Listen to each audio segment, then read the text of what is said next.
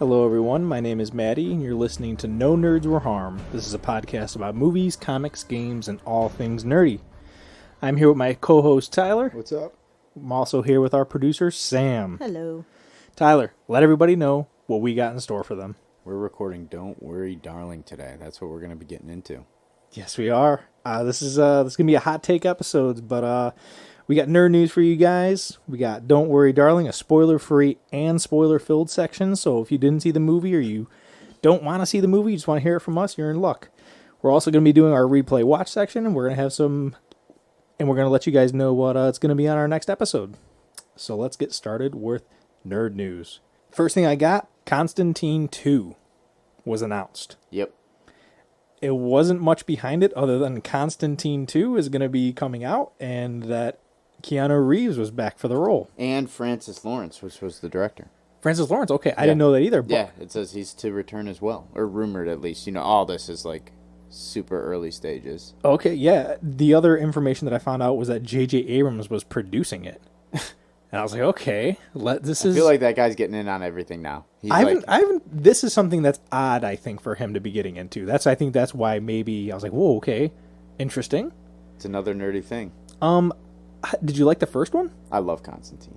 I've always thought he was an interesting character. I didn't know it was a comic book when I first saw it because it came out in 2005, so I was 15, and I was like, okay, this is a good movie. It was fun, kind of really dark. And this is made by Vertigo Comics, and I remember enjoying it, but outside Shia of LaBeouf, that, dude. Yeah, that's right. I do remember him doing And that. I think one of the best on-screen interpretations of the devil. I vaguely remember it. Like right now, I don't think I could recall. Yep. Wasn't it played by Gavin Rossdale from Bush? The dude from Or was he Bad just- Boys 2. The drug the fucking Oh, he was Russian, the devil. Okay, the Russian guy. Gotcha. In Bad Boys 2. But yeah, I'm excited for it. Didn't It say is Gavin Rossdale. It says Balthazar. Yeah, Yeah. he was just a He's demon, I one of the- believe. yeah. And he was cool. I liked him a lot. Satan is Peter Stormare. Yep. Okay. I'm excited for it. I guess we'll know more about that and we'll keep everybody updated on it.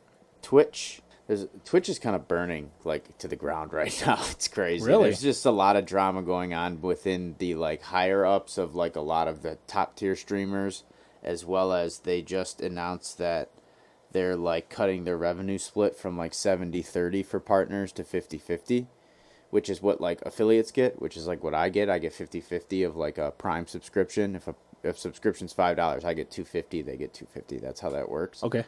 Partners, which is like the top tier thing you can get on Twitch, is they were getting 70-30 split.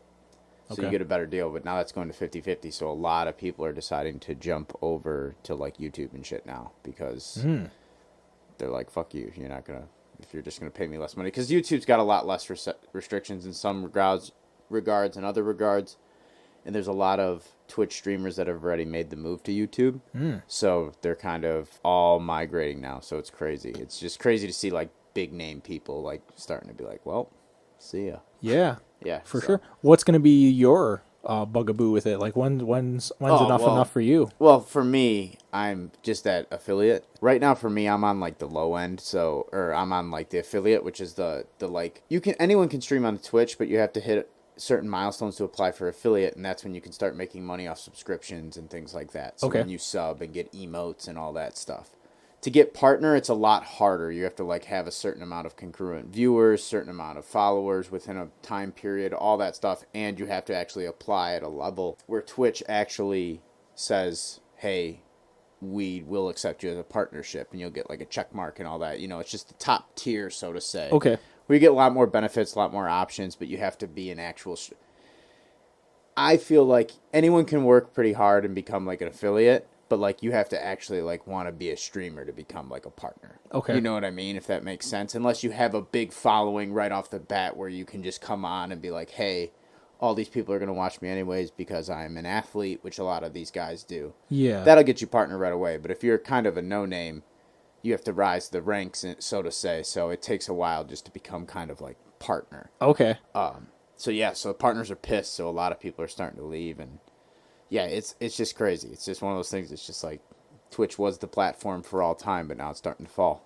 Yeah, and we'll see what I'm sure that YouTube is going to be changing the way that they do things now too. Oh, yeah, YouTube's, yeah. Not that they need more, but Yeah. Karate Kid. So Karate Kid news is that they're going to be doing a film.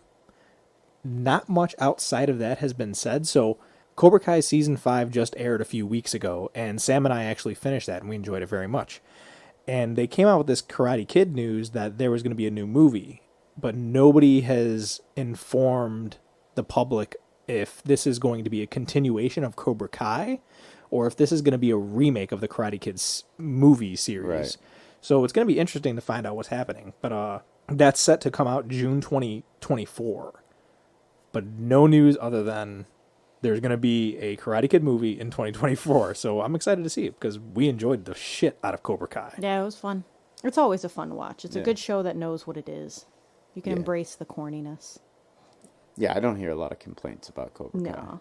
I have Paramount. All right, so have you ever seen the Smile movie? Like, have you seen... I've seen the trailer for it, yeah. Okay. It looks creepy as shit. Yeah, it looks creepy. It does look creepy. So the other day, they sent actors to the MLB games.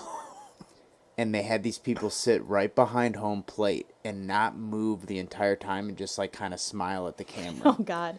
This one guy, there's a girl that has a shirt that says smile on it because there's just a guy in a blue shirt who just did not move a muscle and had a slight smile. At one point, they foul a ball back and everyone like flinches, because like the ball comes back into the net. Dude doesn't move a muscle. It is the scariest thing in the world. And I was like, what the fuck?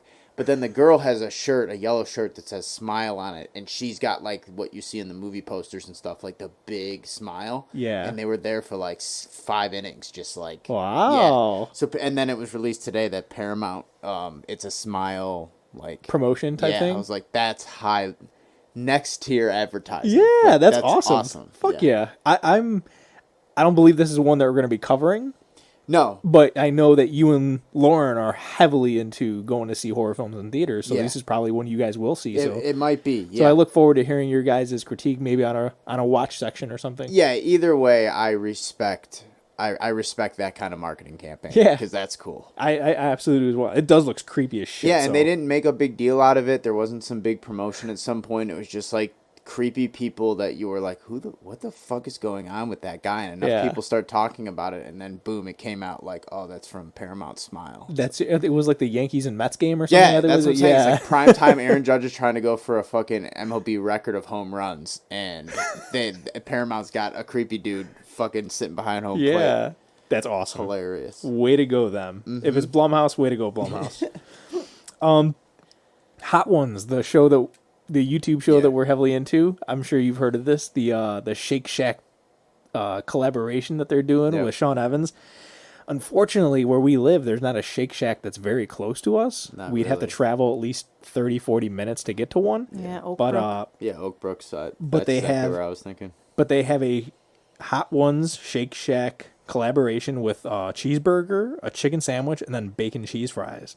And we were going to go this weekend just so that when I talked about this on Nerd News, I'd be able to say, yeah, it's fucking hot or it's good. But I don't know how long this collaboration is going to stay there, but I definitely want to check it out before it's gone. And we'll go there and just fucking get everything we possibly can. And I don't know if Shake Shack. I don't know. Shake Shack's amazing. Yeah, I love it. So did they have it in like Arizona? Like when They have it in Arizona. It's big in California as well. Mm-hmm. But like, I'm a big In-N-Out guy. So like, Yeah. I'm Mr. Like, well, if we're gonna get that, I'm getting In-N-Out. You know animal what I mean? style? Yeah, I know what you mean. I never had In-N-Out. Though. I don't like we haven't had animal In-N-Out, style, but I'm all I for would- it. I want to try all that I shit. would love to.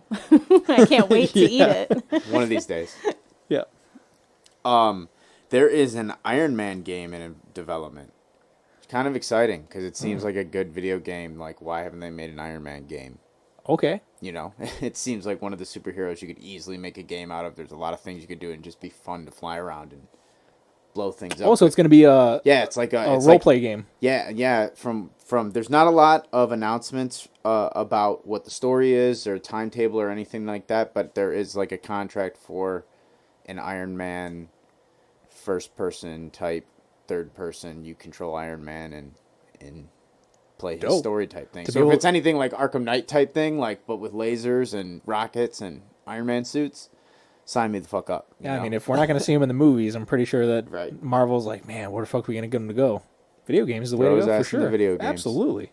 The show Wednesday has Yeah. got a release date, so we said that we'd keep you updated on this, everybody, and we are going to do that. So Wednesday, the show on Netflix is going to be releasing Wednesday, November 23rd. Smart. And Smart that, on their part. I know. I was like, damn, why wouldn't they have it come out on Friday? Nah, Smart. duh. Wednesday, stupid ass.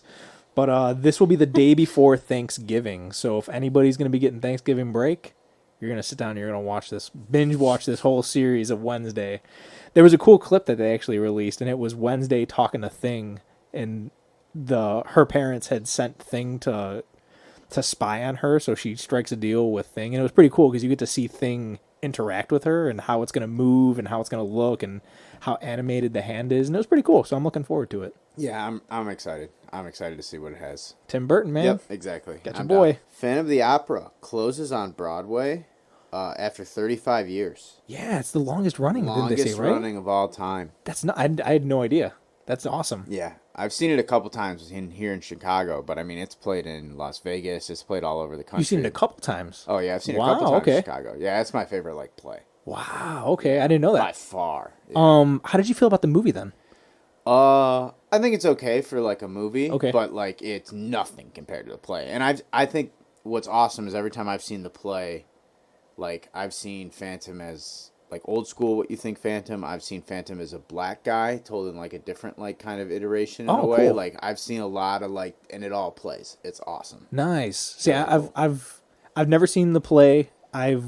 I'd be curious to see it as a play because I do love Yeah, going to theaters. I highly recommend it. It's one of those where it's fuck, I ain't going anymore, man. Arguably the greatest. Don't tell me you recommend it. We ain't gonna be able to see it anymore. Dude, you gotta see it, dude. I'm gonna fly to New York for this shit. Maybe No, in you can another go see it in Chicago. maybe Chicago's in another got it? 35 Yeah, years. Chicago plays Phantom all the time. So is it retiring from Broadway? Yeah, exactly. Broadway, Correct. okay. Just Broadway, which okay. is like a big deal because there's so many things that go in and out of Broadway, but it's been a consistent show on Broadway for 35 years. Gotcha. Okay, I Which was is like, just damn. crazy Don't 'cause- set. I was like, don't set me up for that, Phil. No, Broadway's just the mecca New York, of yeah. plays. Gotcha. You know. Okay. But yeah, it'll still tour and come back and all this. I think it's just losing its like head dog spot in, that. It's like when people come to sense. Las Vegas just for a tiny bit of time Correct. for okay, gotcha. Which they've done that too, but it's always played other places as well. But now it seems like it's run. It's like as- Wicked. and- Wicked's consist always Yeah. on Broadway, but they tour throughout the. Okay. Like they're in Chicago, I think, from September to March or something like Okay. that.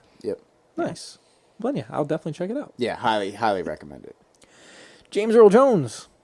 I saw this. So he's retiring from acting, and which that means that he's also retiring his voice.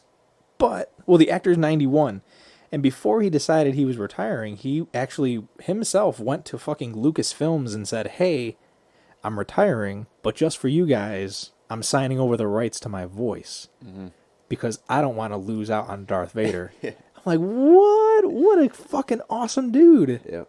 91, and he's like, yeah, I don't want anyone else to take my Darth Vader voice, so you guys could have the rights to my voice. 'Cause No one else could either. You know, no, like they you couldn't. just- Yeah, I don't know. I think Oh. Vader is one that you could probably manipulate other things and get to that sound because there is that like robot and, Edit, and yeah. Mask and Bane-esque type sound, you know what I mean? That I think you could get it damn near close where you could be like, that's not him, and pawn off that like that's not him. Like people will know because it'll always be known as like, oh, it's not him.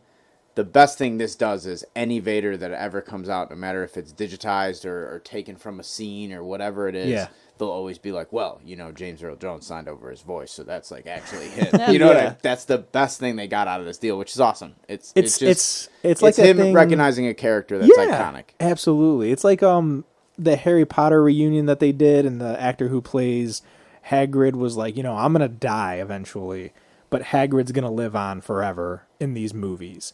And it's like, yeah, James Earl Jones is 91. He's gonna fucking die eventually. Yeah, right. So, But he's he's still gonna Darth yeah, Vader. He's and gonna still live on. Mufasa. Yeah. That's right. Dope. Now sign your voice over for Mufasa. Too. No. Yeah.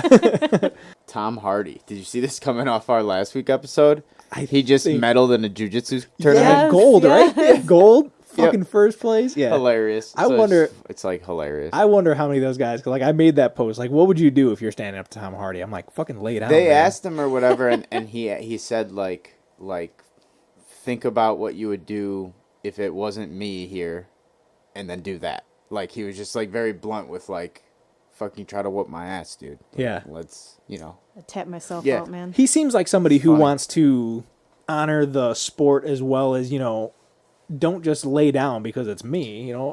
I want to fight somebody who's He wants going to to compete. challenge me. He Yeah. wants to compete. And I don't think like it's jiu-jitsu tournaments. I think it's a lot of submissions and not stuff like that. I don't think it's like a ton of striking. Like, it's not like he was all busted up and stuff like that. I think it's more like submission holds and things like that kind of stuff versus like a full-on sparring match. He's not full on Tommy Reardon. Correct. You know what I mean? So I He's think not there is, one punching yeah, it's a people lot more out. like technique, that kind of stuff. So, but I mean, dude meddled. So there Yeah, he goes. That's awesome for him. Yeah, Way to it's go. really cool. I have some trailers to talk about.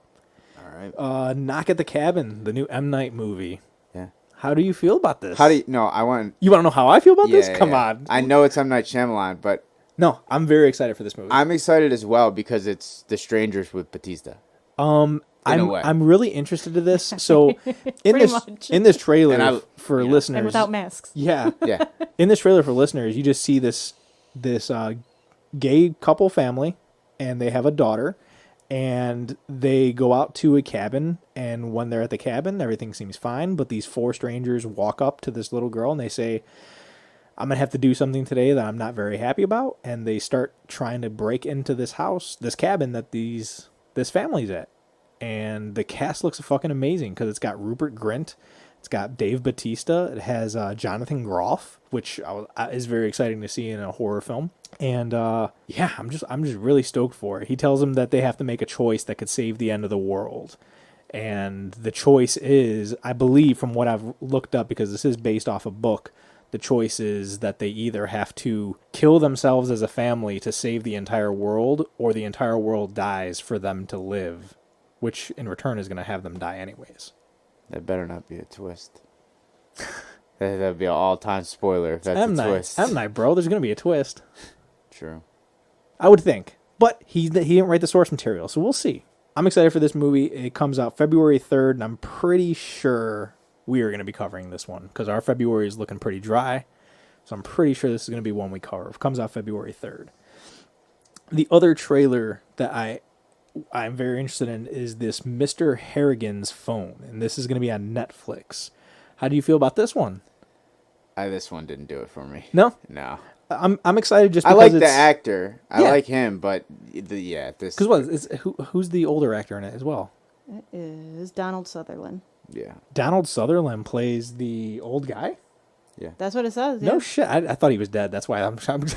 That's why I'm shocked right now. No, Donald. Okay, he so is still alive. yeah, so it's this story about a boy who's picked on, who's got no friends, and he befriends his neighbor, who's played by Donald Sutherland, and Donald Sutherland's character dies, and they were texting and everything and talking on their phone. That's kind of weird for that relationship to have, but the boy puts the phone inside the coffin, and then he gets a call from that coffin. So I'm excited to see about it. I think it's based off of a Stephen King novel, so It's listed as horror on IMDb. So that's this is gonna be a Netflix one. Yeah, It comes it's a out Netflix October movie. 5th, so nobody's got to pay more than your regular subscription to watch it. But this is one that I'm gonna watch for sure. My last little piece is, again, on the Twitch front. They came in and they banned gambling.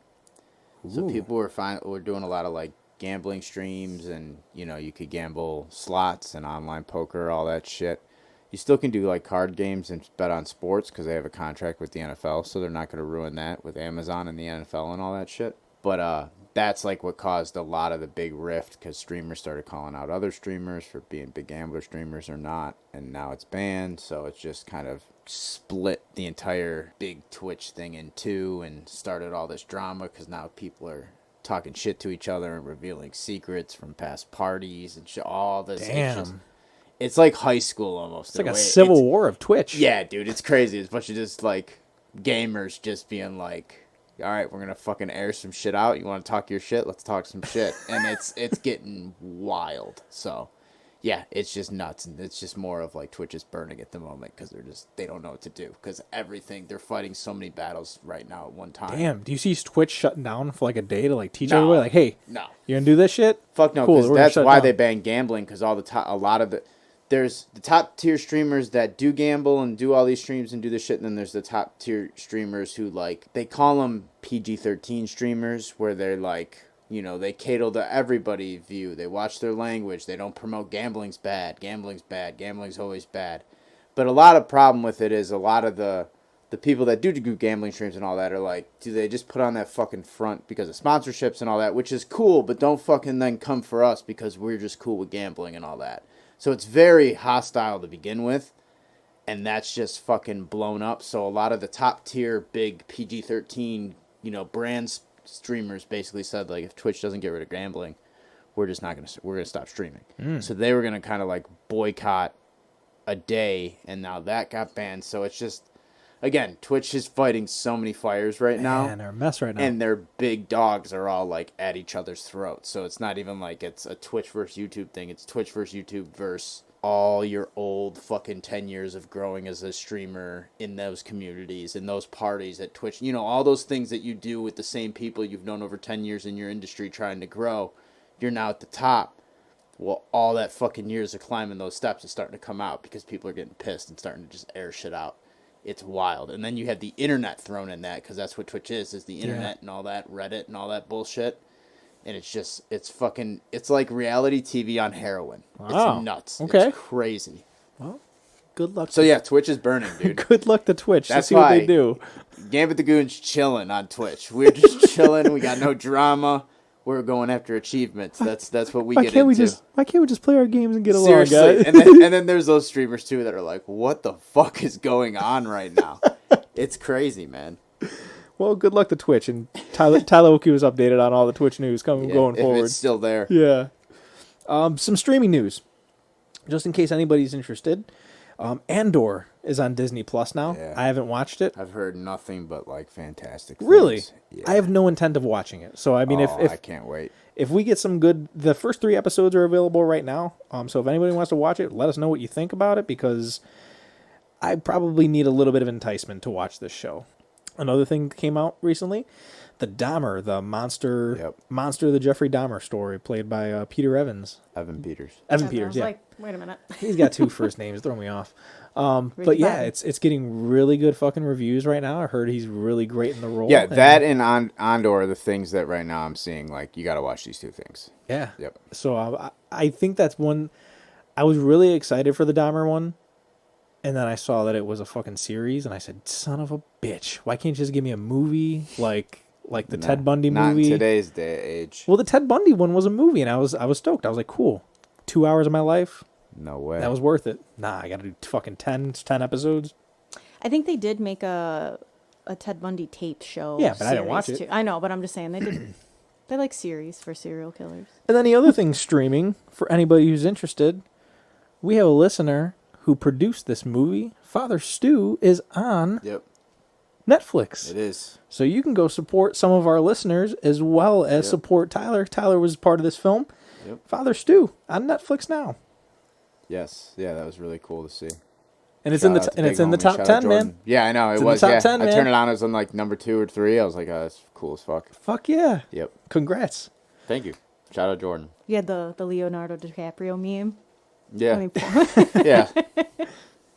The my last piece ties into Don't Worry, Darling, and this is more covering the drama that's surrounding this movie, Don't Worry, Darling.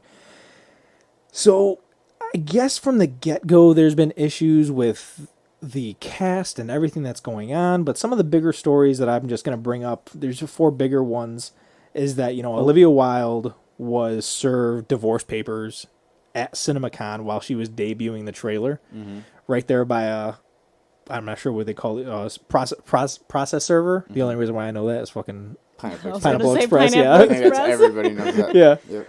Process server showed up, and that's fucked up. She's getting served papers in the middle of debuting a trailer.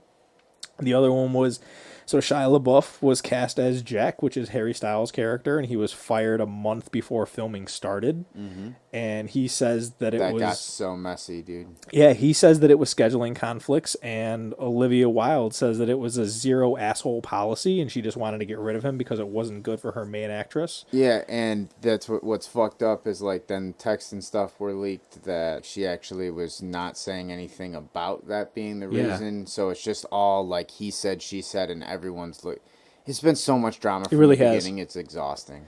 Another thing was that Florence Pugh has not been doing any of the press for this movie, and she was fighting on set with Olivia Wilde because Olivia was constantly absent on set because she was rushing, not I don't know about rushing off, but sneaking off with Harry Styles.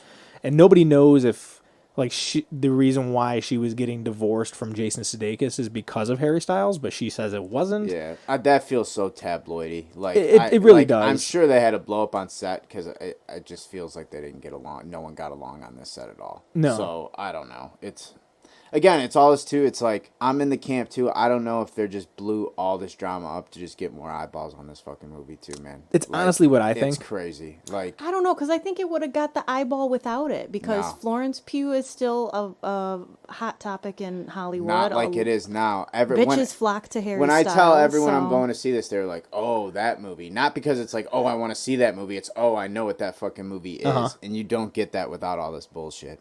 And the last piece I have regarding this was just at the Venice Film Festival when people were like, the fucking Harry Styles just spit on Chris Pine. Yeah, and then And that it was was- instantly shot It down. was. And so and it's that like, what the shows fuck you are these how people crazy, doing? Yeah, what are these people doing? They're just feeding for this thing to be a disaster. It's crazy. Yeah.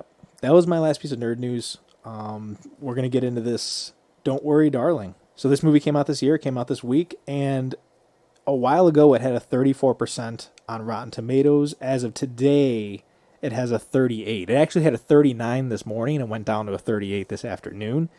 But it has an 85% on the audience choice or audience pick or whatever. I'm not sure where they call audience that. perspective or Yeah, whatever. it's got an 85%. And I'm shocked by those numbers. I'm really not shocked by these numbers, but I am shocked by these numbers because having seen it, I don't think that it's as bad as what people are actually saying. But this movie's directed by Olivia Wilde. She directed Booksmart. Did you see Booksmart? No, I didn't. Have you seen the trailer for Booksmart? Yeah. It's super bad Yeah, with with girls. girls. Yeah. And this Booksmart has a 96% on Rotten Tomatoes. Yeah. Shocked the fuck out of me. Makes me want to watch it. It actually looks pretty good. But she did not write Booksmart, and she did not write Don't Worry, Darling. Somebody else wrote it for her. This is just her direction. For the people who don't know Olivia Wilde, other than directing Booksmart, she's also an actress. She was in the movie Alpha Dog, which she does a decent job in. She's in the movie Tron Legacy. She's also in the incredible Burnt Wonderstone movie. She's not an awful actress. She's not a great actress by any means. And she decided she's going to direct Booksmart in 2019, and now she's doing Don't Worry, Darling in 2023. Yep. Or 2022. First question, man. Did you like this movie? Not really. Okay. To be honest, not really. Like I said, I think the concept's solid. I think there's a solid concept there, but it's just it didn't do it for me. Okay. It's just like I said, I do think it is getting a lot of aggressive hate, and certain aspects are getting a lot of aggressive hate because how popular or how much drama was around it. But I do think it's also getting a lot of like crazy praise for the same way too. I think this movie's gone nuclear on both sides, where now there's like stands that are going to be ride or die with it no matter what, and people that want to be like, fuck this movie no matter what. For me, I feel like it's just kind of a middle of the road movie, but on It's the a lower movie. end It's for just a me, movie. it's how I say that. I do say that quite a bit. Yeah. But for me, this is definitely like, yeah, it's a movie. Like, Okay. You know what I mean? Yeah. We'll get into like likes and dislikes, but overall, that's kind of where I lies. But I do think, again, it's been so much drama that this shit's gone polarized on both sides, where you're going to have people that think this is the worst movie of all time and people that think this is an art masterpiece to give everyone an Oscar kind of thing, too. So I enjoyed it. I went in with very low expectations from all the drama. So, but when we decided that we were going to cover this movie, it wasn't because of the drama. We decided, no, that was this is before all just the drama. It just was the trailer looked we was interesting. like, man, it looks fucking cool. Yeah, it looks fresh. something we haven't seen. This was an early pick that all of a sudden every like week it was like, God damn, dude, this is getting annoying. We did ask each other a week ago or 2 weeks ago. We were like, should we cover this or should we cover Barbarian? And you're like, you know what?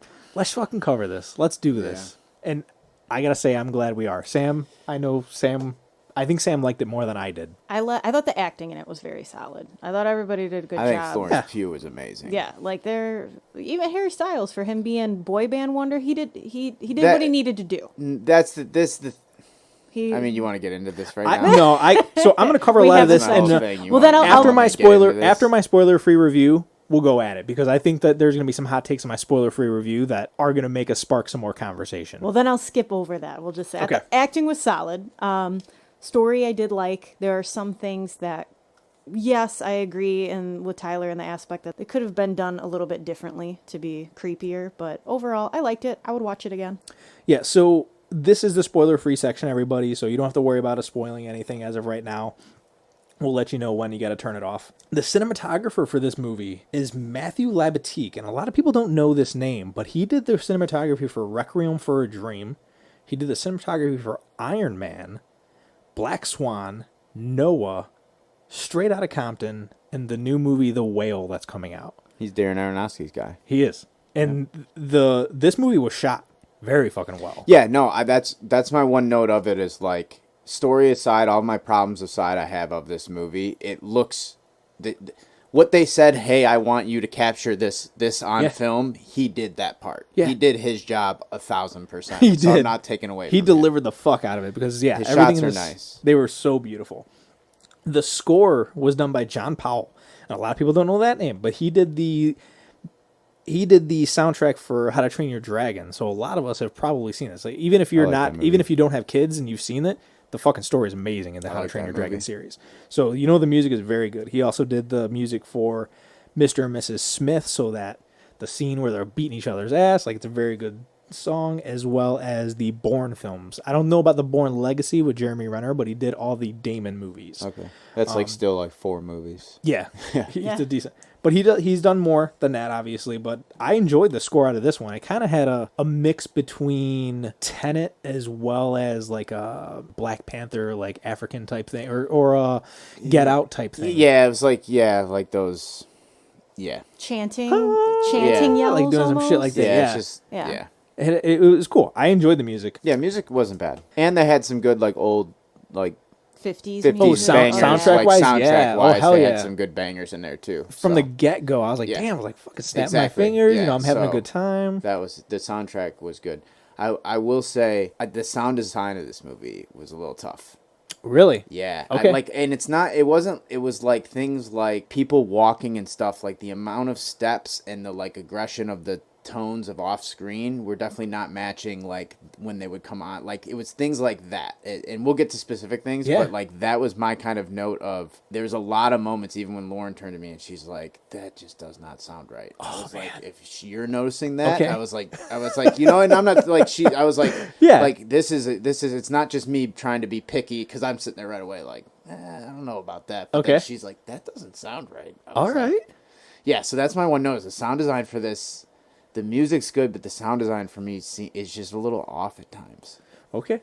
So this is I'm gonna do my spoiler-free review, and this is the part where I wish I had a video camera, because I wish I could see your face while I read these parts. This is the thing. This is Maddie's spoiler-free. This is my spoiler-free stamped approved, because I don't want him coming out saying this is the next best thing since fucking Scorsese. No. And saying this is what Tyler gets. I've heard it, because I had to give the okay that it didn't spoil anything. Yes. Oh, good call. Oh, now you're getting it proofread. That's a smart move. Producer proofread. Okay. Look past your pre-notions from the rumors surrounding this movie and just see it. I went in with very low expectations, and I came out fairly satisfied. Hot take, but if Don't Worry Darling isn't nominated at least for an Oscar, I'll be shocked. Not for Best Film. From costumes, editing, directing, and acting, this movie really fucking delivers. Florence Pugh deserves all the praise that she's been getting. Her ability to convey emotions just through her eyes was fucking beautiful. She honestly could have been a mute the entire movie, and I would have known exactly how she was feeling the entire time.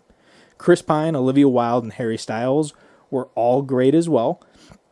I think their best quality is knowing when it was their time to shine and when to let the other co-stars shine. And it was very apparent.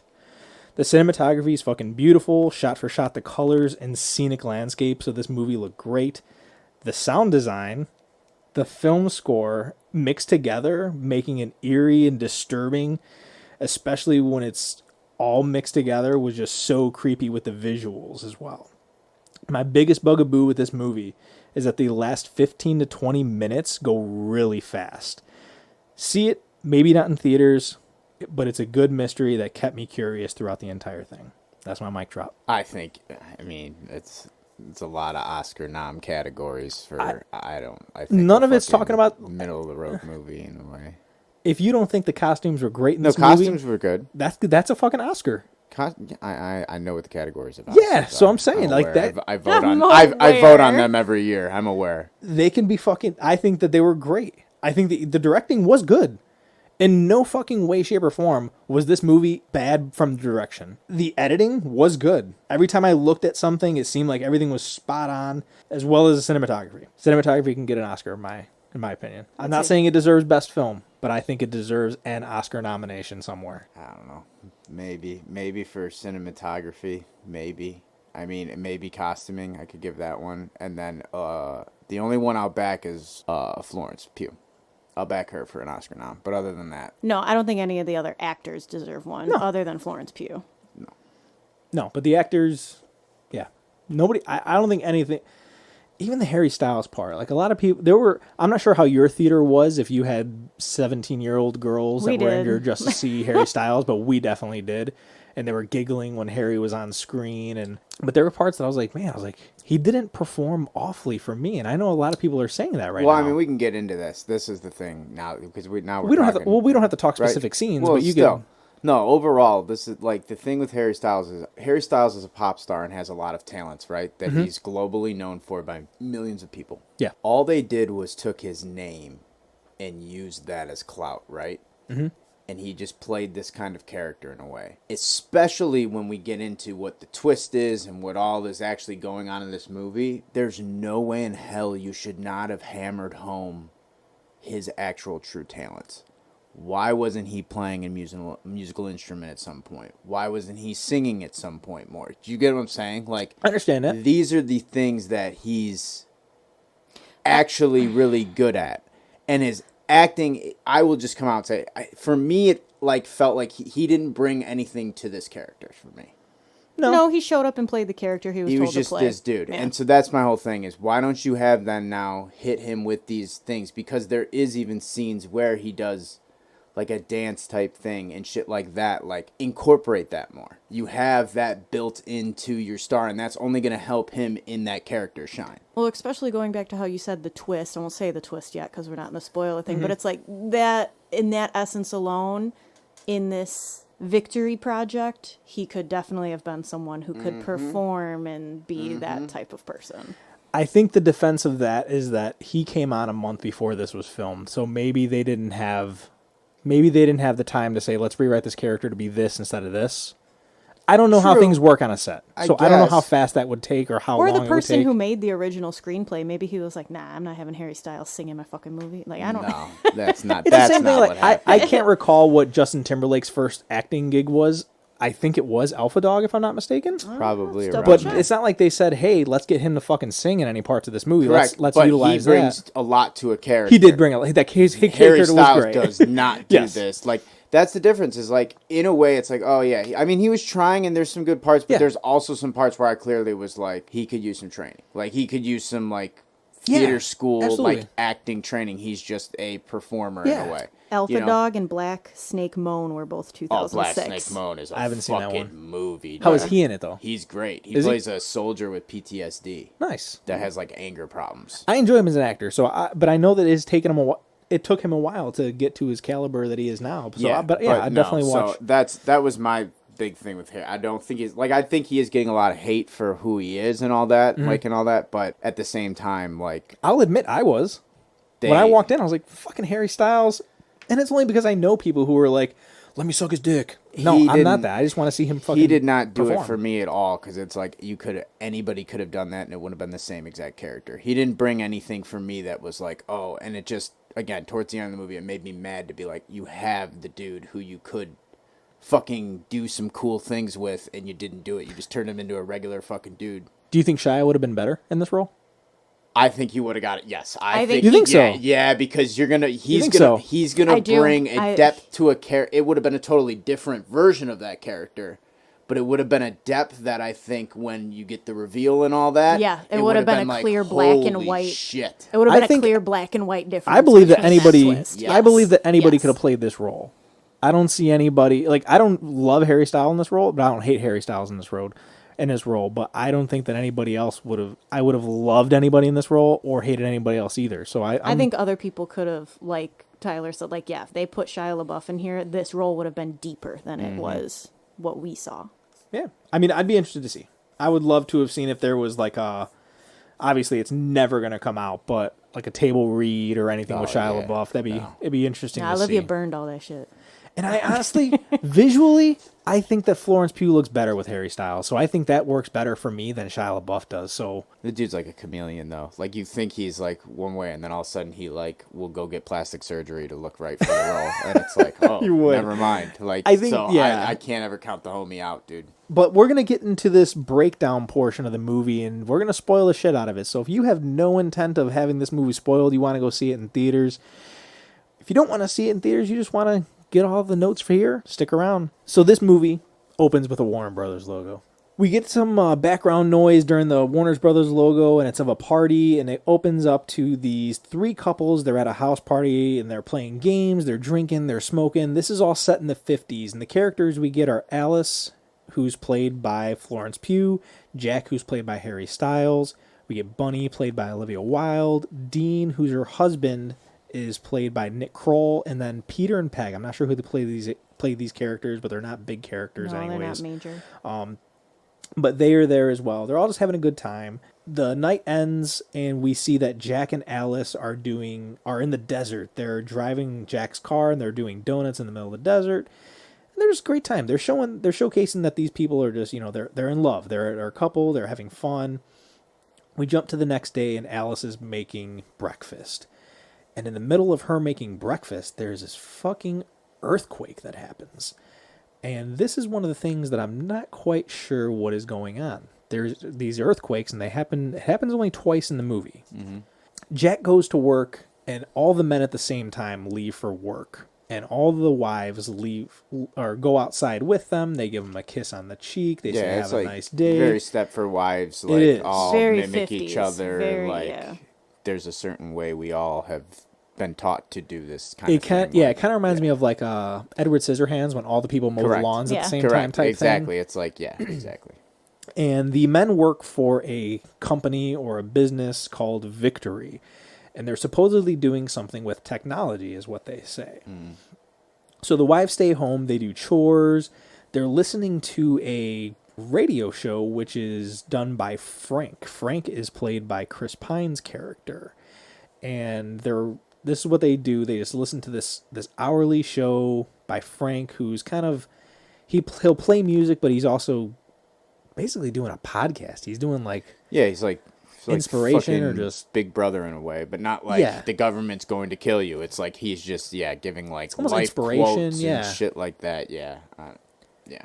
So Alice then takes a trolley into town. None of the women drive in this town, but she takes a trolley and she goes to a dance class and it's taught by Shelley. Shelley is Frank's wife, so she's second in command, that people Yeah. would say. Yeah, Frank's like the head like mayor of the town, if you will, whatever. Yeah. He's the head Honcho, fucking everybody dude. knows him. Yeah. Big dick in town.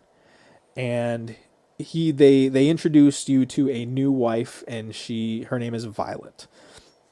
And these are the big things that happen in the beginning of this movie. Alice then talks with Bunny. She's on the front lawn, and she's talking to Olivia Wilde, and her kids are in the back. Bunny's kids are in the back.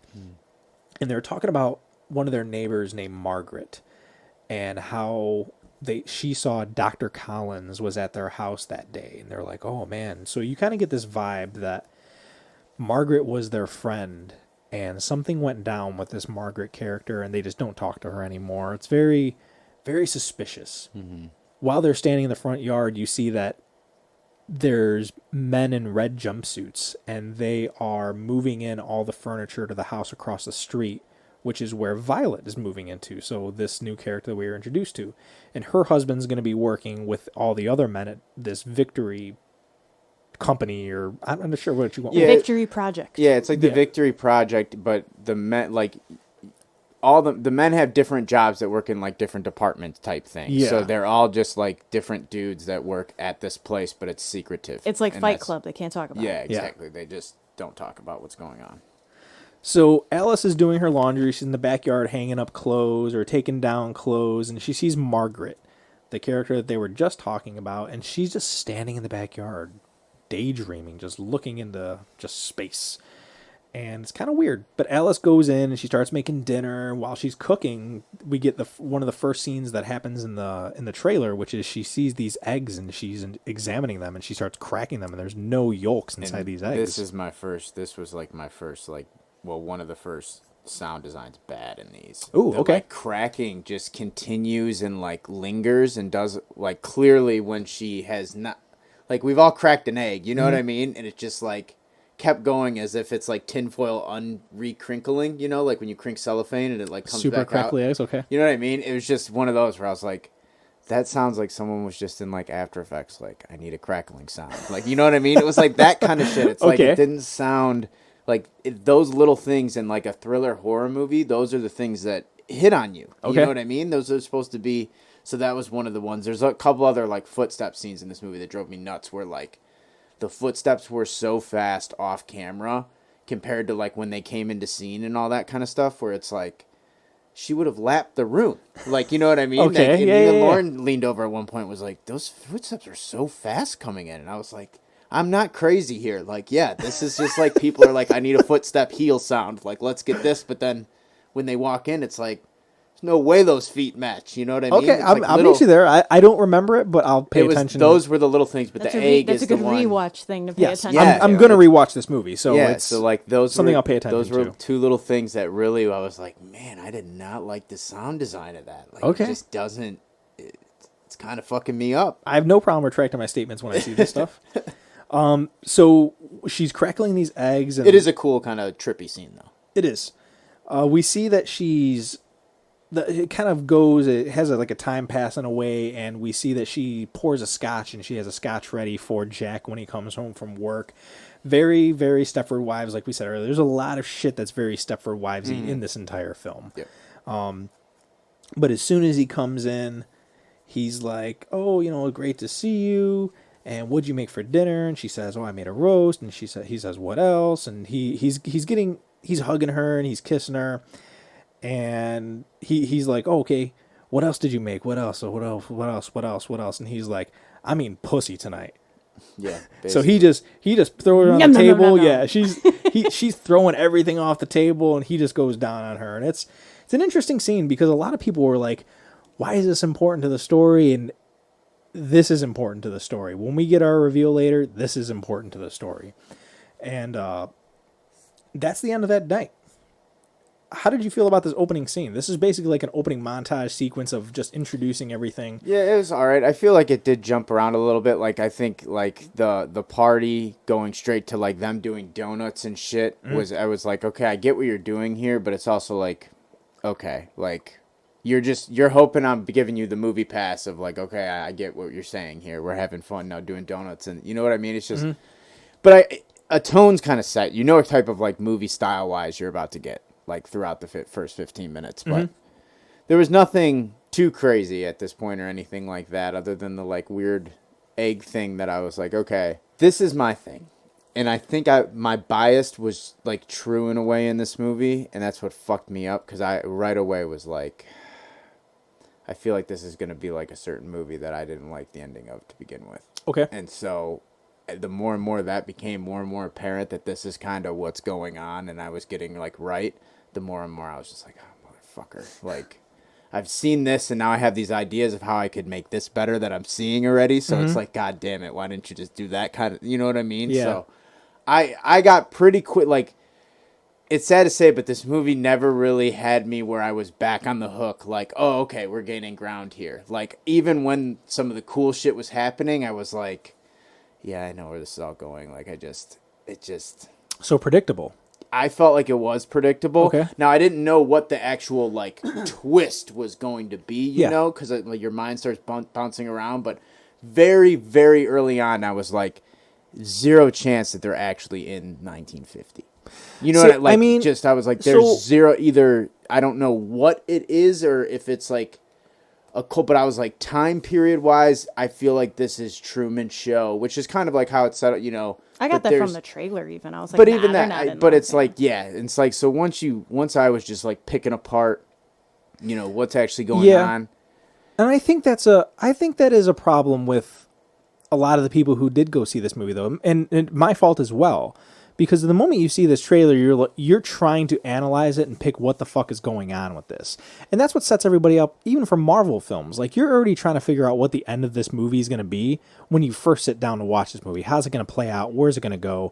And I think that people were doing that in this movie as well. You know, there's going to be a twist or something at some point. There's a bigger picture to this entire thing. My kind of thing, though, is I think the big twist that it is should have happened like halfway point of the movie. That's where this really goes wrong for me, I guess. Because, and that would have addressed like I said, the last 15 to 20 minutes goes really fast for me. Because there's so many things once you reveal that twist, there's so many things you can do to now make this movie either A, start to make so much more sense of what's happening, you know, what you're actually seeing, and B, so many more creepier, like scarier, thrilling type moments you can now establish because you've established the rules of this thing that we are now watching. You know what I mean? Yeah.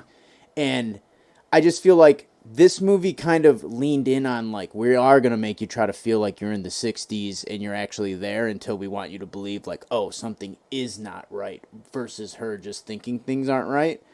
But right off the bat, you get an idea of, like, this is a really saluted community. Like, this is a really, like, the way, you know, everything just real, very quickly, everything's so cookie cutter and everything looks so copy of itself, where right away you're not like, the twist is that they're not actually in this time period. Right away you're like, well, there's, you know, we know that twist is coming. We just have to figure out what this fucking is now. Well, that's how, like, so when it reveals that this is a town and that there's parameters that you can't go past. Yeah, like the moment that table. part, the moment that part happened, I was like, oh, we're watching The Village. It's just a new version of The Village. That's where I was. And we'll get into like, it. So, like, because there's numerous times throughout this movie that I was like, oh, it's like this, and I'll address the certain movies as we come across them, because there's like 2 or 3 that we'll get there.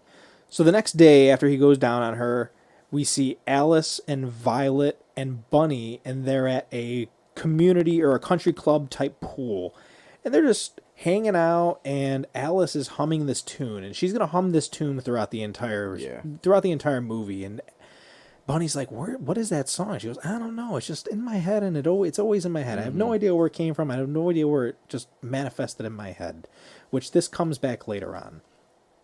She's talking about the kids, and Alice is daydreaming. Alice has a daydream, and she hears a man humming the song that she was just humming, but we don't see who's humming it. And then she has these visions of synchronized dancers, their legs just kind of moving, like the synchronized same. swimmers or dancers. And she snaps out of it. And when she snaps out of it, this was a jarring. This is where I could say that there's a bad edit, because it goes from her snapping out of this, going right to it's like a miniature house, and this is happening in an entirely different scene. This is in Frank's house, so they're not Frank's.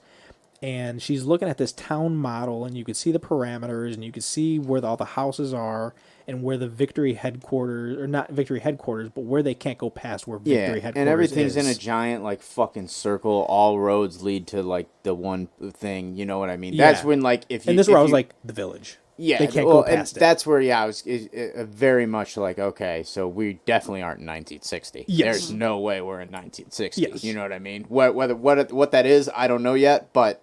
Because there's mountains and hills surrounding Correct, it. They're in the middle of the desert, Yeah. but there's grass and shit. Like, this is their area. Yeah. And it's fine. These kids deliver these drinks to Bunny and Alice, and the wives are talking about how they met. and the men are talking just about work, and Frank comes out with his wife Shelley, and they just kind of go up on a stage and they're talking, they're making a toast, and he's very like mega preacher type vibes. he does. Like, like those mega Super Bowl stadium preachers that you Yes. see on late night TV. Which is the first part, from the way that he is talking on his radio show in the morning to this, you're like, it's a cult. Yeah. Oh, yeah, exactly. Yeah, it's like, yeah. And I haven't seen Midsummer, but I've heard it's good, and I've heard that it's a cult to some degree, or it is a cult all the way. I still haven't seen it. I do want to watch it. I'm trying to avoid spoilers for that, actually. But I heard that there is a cult involved. Yeah, I think your first instinct, no matter who you are, is like, okay, we're probably in some kind of cult-like setting. Yeah. Like I said, from my village predisposition, I was instantly like, this could be a cult still, but like this is a cult in 20 whatever, because there's no way this movie, like I checked out on the 1960 thing instantly. Okay. Once, especially once I saw the town, I was like, that's just gone. Yeah. But like I said, your first instinct after you hear him talk is like, oh, this guy's just a fucking cult, and these dudes are like bought in. You have the power couple that's like really, really bought into this fucking community and all this shit, Yeah. I think Chris Pine's severely underused in this movie. Really? Yeah, I think he is creepy and he does his character, but he just, it's almost like he just doesn't have enough screen time for me. Like, he has really good creepy scenes and he shows up in good moments, but overall, it's like, He's realistically not in it that again, much. he's someone who's bringing something to that character a little bit, whereas Harry Styles is kind of just playing a character to fit this scene. You know what I mean? So it's like, utilize that guy. Now, this is where I disagree, because I do like everybody's acting in this movie. But like I said, I feel like everybody has their moments to shine and know when to stop, know how to let the next person shine in their scene. And I feel like Chris Pine is one of those actors that I've always said I feel is a one-sided actor, and he could do the same thing. He just does the same shit over and over. So I think he was utilized perfectly, because I don't want to see him act more than he already does in this movie, because he does a good job. So I don't want him to kill what I think of him in this movie already. But that's just me. In the middle of him doing his speech, Margaret, the neighbor that everyone was talking about earlier, she starts to speak up, and she says, "Why are we here? We shouldn't be here." And her husband, Ted, pulls her away and just takes her out of the area, and Frank kind of plays it off. He's like, why the hell are we here? Yeah. This is why good we're PR here. move. Yeah. This is a good question. Good She's PR asking move. the right She's question. asking the right question. He plays it off so well. And he's like, what are we doing? And he goes around the room. He has this talk about chaos and all these different things, but he's like, what are we doing here? And they're like, changing the world. They all say it at the same time. Changing the world. What are we doing? Changing the world. He repeats it a couple times. He finishes the toast, and when he finishes the toast, Alice realized that Jack is gone. So she starts walking around looking for him, and we see that Margaret is sat down next to her husband, and her husband's like, oh, she's okay, just let it be. And you could tell that she's not okay. Yeah, she's like looking like at Alice, like, Yeah. yo, help me. Like, Yes. like things, not help me, but like, something's I ain't wrong. cool, No one's yeah. listening. Yeah, like he's full of shit. Doesn't she like, say yeah. that then in that scene? She says like they're hiding something? Yes, yeah, she says something to her. To that extent. Yeah. To that extent, yes. So Alice goes into the house and she finds Jack, and this is a very weird scene because Jack is in the house and he's just fixing his tie, and you're like, what the fuck is going on in this scene? Yeah, Which- he's like, why did I wear this tie? Yeah, Why did he the- wear this tie? Yeah, and it's so weird. But she's like, oh, I like when you wear this tie, and they start fooling around, and she's like, no, not here. There's tons of people. Well, they're outside. in his house. They're Yeah, in they're the in Frank's fucking fucking room, Frank's, yeah. the big His- dog's his like bedroom, fucking yeah. bedroom. So she's like, no, there's too many people here. Which What is are just you doing? weird that he'd go there in the first place. He's trying on his clothes, dude. What the fuck? Yeah. That was his tie he was putting on. It's weird. But they proceed to fool around, and Jack finger bangs her, and he's making out with her, and he's kissing her neck. And while this is happening, Frank sneaks in and just watches them. Yeah. And Alice makes eye contact with him, and she doesn't say anything to Jack. She doesn't say anything to Frank. Yeah. He doesn't linger there long enough that it's fucking awkward, Yeah, it but is. It's just but not creepy moment. not long enough for him to like whip it out and jerk off or anything like that. So he does walk away, and that's the end of the scene. The next day, Alice, Bunny, and Peg, they're at the mall and they're talking, and they're talking about how the promotions work for the men, and they're talking about how there's like no seniority, and they're talking about how there's no real money in Victory, that everything just gets charged to Victory. And they start talking about Margaret, and there's like rumors that she threw a drink on someone, and they're like, no, then her husband happen. has to like take care of her because she's mentally Yeah. whatever, so he's gonna lose his job or get demoted, that kind of shit. So it's this whole like hierarchy of like the cog in the machine is broken because of Margaret. She's crazy. Yeah. That kind of thing. And then they start talking about Margaret and why they think she lost her mind. And they say, she just hasn't been right since she went out there. And they're motioning towards like the desert, like past their community. And they say that she brought her son into the desert and she lost him. And you see some glimpses of flashbacks of what was happening in the scene. And you see that Margaret's son had a red toy plane with him while he left, which is going to be interesting because I do have questions about this red plane. Yeah, so do I. Sam did have has some backup for it. But, yeah, so she goes on the desert and she loses him and she wakes up, or they just explain that she wakes up and he was gone and she's been crazy ever since. And while they're talking about this, another earthquake happens, and everyone pretends like it's a normal thing. Like, they just grab their drinks, they just stop what they're doing so that nobody falls. But they talk about how Margaret going in the desert she broke the rule. Like, there's one rule, and it's to not go past the property lines that they're not supposed to, which is another village thing. Like, hey, don't go into the woods. You don't go into the woods. But they do mention that the men work for development of progressive materials, and nobody really knows what the fuck that means. But Peg suggests that it is weapons, and Bunny shoots it down right away and says that don't worry about what the fuck they're doing. Our job is just to take care of the men so they could change the world. And it's very like 50s. It is propaganda bullshit, like that kind of bullshit. So Alice, in the middle of them talking, has these villages. She has these visions of these dancers, and while she's seeing these dancers, she wakes up, and she's in bed with Jack, which is a weird thing that happens. It's a weird cut that happens, and there's quite a few weird cuts in my opinion in this movie. There's a couple weird cuts, not in terms of. I'm gonna back the editing. The editing is still good. The problem is that. Why does this happen? What is the timeline? Is she losing all these memories of things that happen? Is she daydreaming the entire time? This is something that's lost in the story versus the editing, because I do enjoy the editing still. Jump to the next day, and Alice sees Jack off for work. I said Jack off.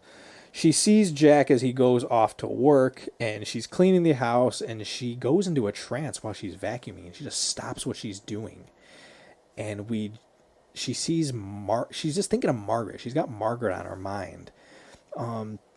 She takes this trolley in the town. She goes about her day, just cleaning, and the next thing would be going to her dance class. So she takes this trolley in the town, and she doesn't get off at her stop. And the guy running the bus is kind of like, "You're not shopping today?" Yeah, pretty much like no one ever stays on the bus past that point. Yeah, because he says, like, well, this is the end of my route. I'm just going to have to go back around. Yeah. And she goes, oh, that's fine. I just want to get out of the house and get some fresh air. And you see him in the rearview mirror, like, the fuck you mean get fresh air? We don't do that here. It seems like all the women in the town do the same thing. Like, they cook, they clean, and then they go to fucking dance class together. They go to fucking, whatever. Country club together. They Shopping. do everything as, like, a group of just, this is their activities. Yeah. And this guy was like... Yeah, this doesn't fit in your schedule. Almost like they're robots. Which you're like, now at this point, I'm like, man, are they fucking robots? Like, This is where I got the big, like, okay, this is the Village meets fucking, like, Truman Show. And I'd never seen Stepford Wives, so I can't. Okay, well, and I can't go off of that. And those vibes ring throughout throughout the whole movie. So while she's on this trolley, she notices this red plane flying in the sky, and I don't believe that this town has seen any planes, which is interesting because you're like, how did they get here? Jack is British, so he had to have flown at some point. So you're kind of getting these questions of like, what the fuck? Why is she acting like she's never seen a plane before? But maybe it's just here. She's never seen a plane here. But she sees this plane, she's freaking out. She's like telling the driver, like, stop. Well, it looks like it's like going down too, kind of like it's and it crashing. does. It does. Like it's got smoke coming down. Yeah. It's in the poster that you see that this plane is gonna crash. So you're like, oh shit. So she goes into like Good Samaritan mode of like, oh, a plane crashed by us. We have to go fucking. We need to go check help it out. Yeah, and he's like, I can't go out there. That's beyond I can't drive past that. That's not my route. This Yeah. is where I was like, God damn, dude, we're gonna have fucking wolf monsters coming at you like it's the village, dude. Here we go. Which is good in a way because you're like, if anything, your mind is constantly going like, okay, you're trying to solve this mystery and you still can't figure it out. So in a way, I see that as a fucking win for me or a win for them. But yeah, he says he can't go past there. He's restricted. He can't do it. So she gets off the bus and she starts walking in that direction, and it's miles. It's not like something that you could see and just walk right over and do. She's walking for miles. She's walking for hours, and she comes across this spiral hill, and she goes up this hill and she keeps walking to the top, and it's a far walk. Yeah. You could tell she's a little sweating. ridiculous. She's Yeah. exhausted. She gets to the top of it, and there's this building which is reflective windows around the entire thing. It's a circular building, and we come to learn later on that this is Victory Headquarters. So I'm just going to call it Victory Headquarters now. But she walks up to it and she touches it, and when she touches it, we get these images. So these visions that she's seeing, and it's like blood drops that look like ink blot tests. You see the eyeball, like an iris of an eyeball. These synchronized dancers again, and then you hear Frank's voiceover, and he's talking about like chaos and the way things are supposed to be, and it's very quick. But when she snaps out of it, she's in her bed, and it's nighttime. And she hears these noises. She's very confused because she's like, how the fuck did I get here in bed? Which is also what you're thinking as a viewer. You're like, how much fucking time has passed just now? But you hear these noises and she walks out and you see that Jack is in the kitchen and he's making dinner. And he's very cute about it. He's like, oh, I'm making you dinner. And he's making a fucking mess because he doesn't know what he's doing. Yeah. This is not his job. Yeah, but he's not being like an role. asshole about it either. He's not like, No, he's not like, bitch, you've been my sleeping. woman? Yeah, Where's my all dinner? Where's food? Yeah, my no, dinner? Not Pleasantville. No. Where's my dinner? No, he's very cute about it. He's like, I'm gonna make you dinner. I got home, and she asks him. She goes, was I home when Yeah. you got home? And she says, yeah. You were sleeping. You're just resting. I don't know. You must have had a tough day. And he says, but don't worry, I'm gonna make you dinner. And she tells him, she goes, I saw this plane and it crashed. She doesn't tell him that she went to the headquarters. No. But she says, I saw this plane. And he goes, oh, I don't know what you saw, but you know what I do know? That these mashed potatoes are going to be awful. He just changes the subject. Yeah. And he's very nice about it. He's cute about it. This is a part of me that falls in love with him because I'm like, oh man, I'm not a Styles fan, I'm not a Styles fan from this movie, but I enjoyed him playing this part of the character. This is a part of his character that I was like, I'm cool with this. So that's why I'm interested to know where the backfires come from for most people. The next day, Alice is back to cleaning, and while she's cleaning, we get another scene from the trailer, which is her getting smashed up against the window that she's cleaning. Which is trippy when it first starts. Because the scary thing is like when she first is like focusing on a spot that's not there. She just keeps like going to the window and keeps wiping it. And that's what kind of creepy at first. It's like, all right, she's having a little brain thing. Like something's going on. And then like the window smashes her.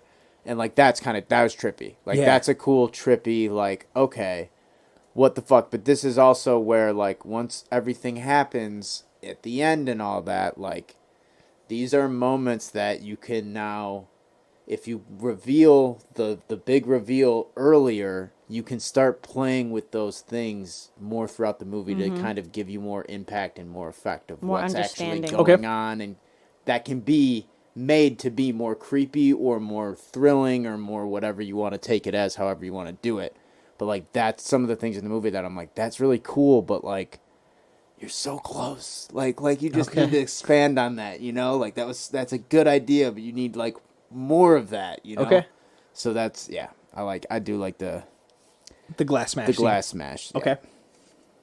while she snaps out of that, and the wall and the glass, everything is the same. Everything's fine. So it's almost like, was this a vision? What the hell was but then happening there's right here? her, like, face mark on It the is window. on the window, yeah. So it did that's happen. Dope. That's dope. Like, that's really cool. So right after that scene, she gets a call from Margaret. So she goes over the phone, she answers it, and Margaret's like, "Did you see the plane? I know you saw the plane. I know you saw the yeah. plane, something like that. Are you having the nightmares as well? Like, I can't sleep." And Alice denies everything. And she's like, She almost panics. Yeah, Like, She's I like, don't don't know- talk, like, I don't know what you're talking about. stop this. Don't Everything's call fine. me. Yeah. She hangs up the phone. leave me alone, basically. So she goes to her dance class. She continues with her routine as normal as possible, even though she knows that, like, I was just smashed up against this glass. I saw these visions. I know I went to the headquarters. She's starting to lose it. Yes, she is.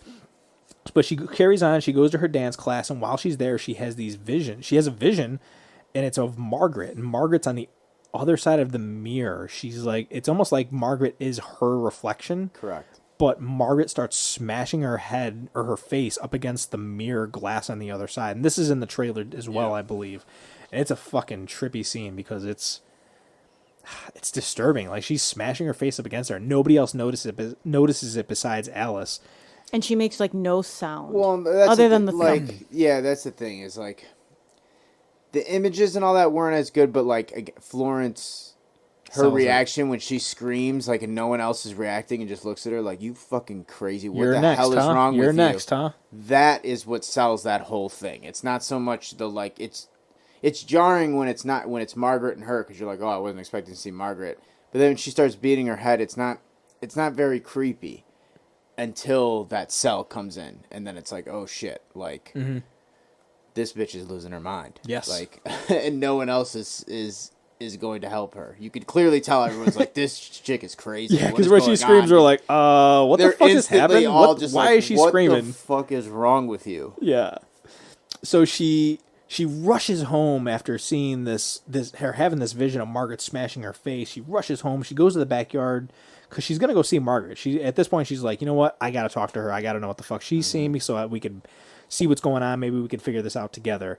And she sees Margaret is on the roof of her house. So Margaret is on the roof of her own house, and Margaret looks right at her, makes eye contact, and fucking slits her own throat, and then falls back off of the roof.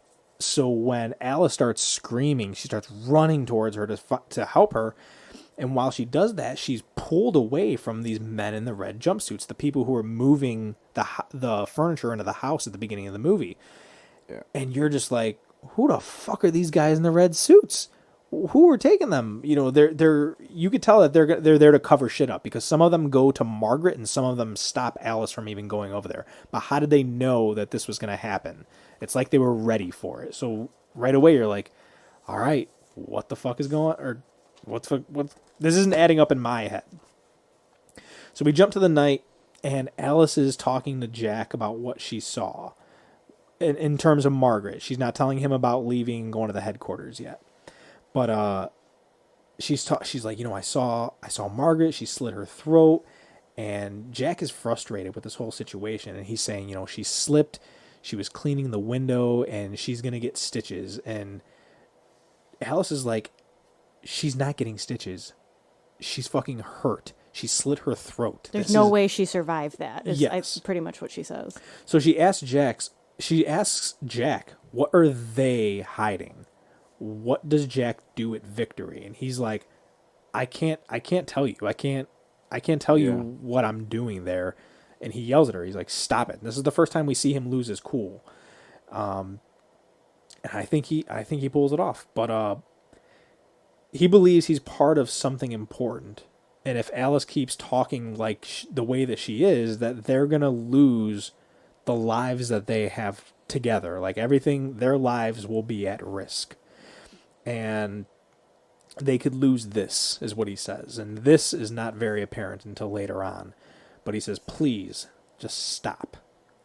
So he goes to bed, and Alice, time jumps a little bit, but it's later on at night, and Alice is watching TV, and on the TV she's having these visions again. She sees herself in the water of this pool. It's for the country club, and everything's moving backwards. It's very interesting, very well shot, I think, because it's night it's underwater.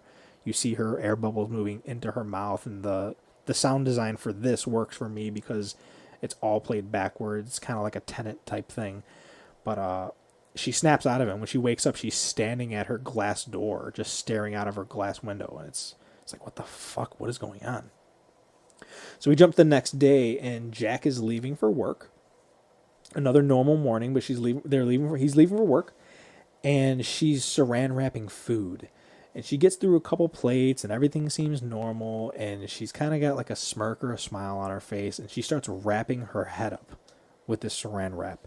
And Dude, that scene was pretty creepy. It Yeah. was Like, what the You're like, fuck? okay. because I think the entire time she's got like a smirk or smile on her face while she's it's wrapping weird. her face in this, weird. and she does a couple It's wraps. like the painful Joker smile when he's like the Yeah. Joaquin Phoenix when he's crying, putting on like the makeup. Like, Yeah, that it kinda- is he's exactly smiling, what it like, is. It's like that kind of moment where it's like, all right, she's losing it. Yes. She's like something is wrong. Like, yeah, it's pretty intense. That was a good pull.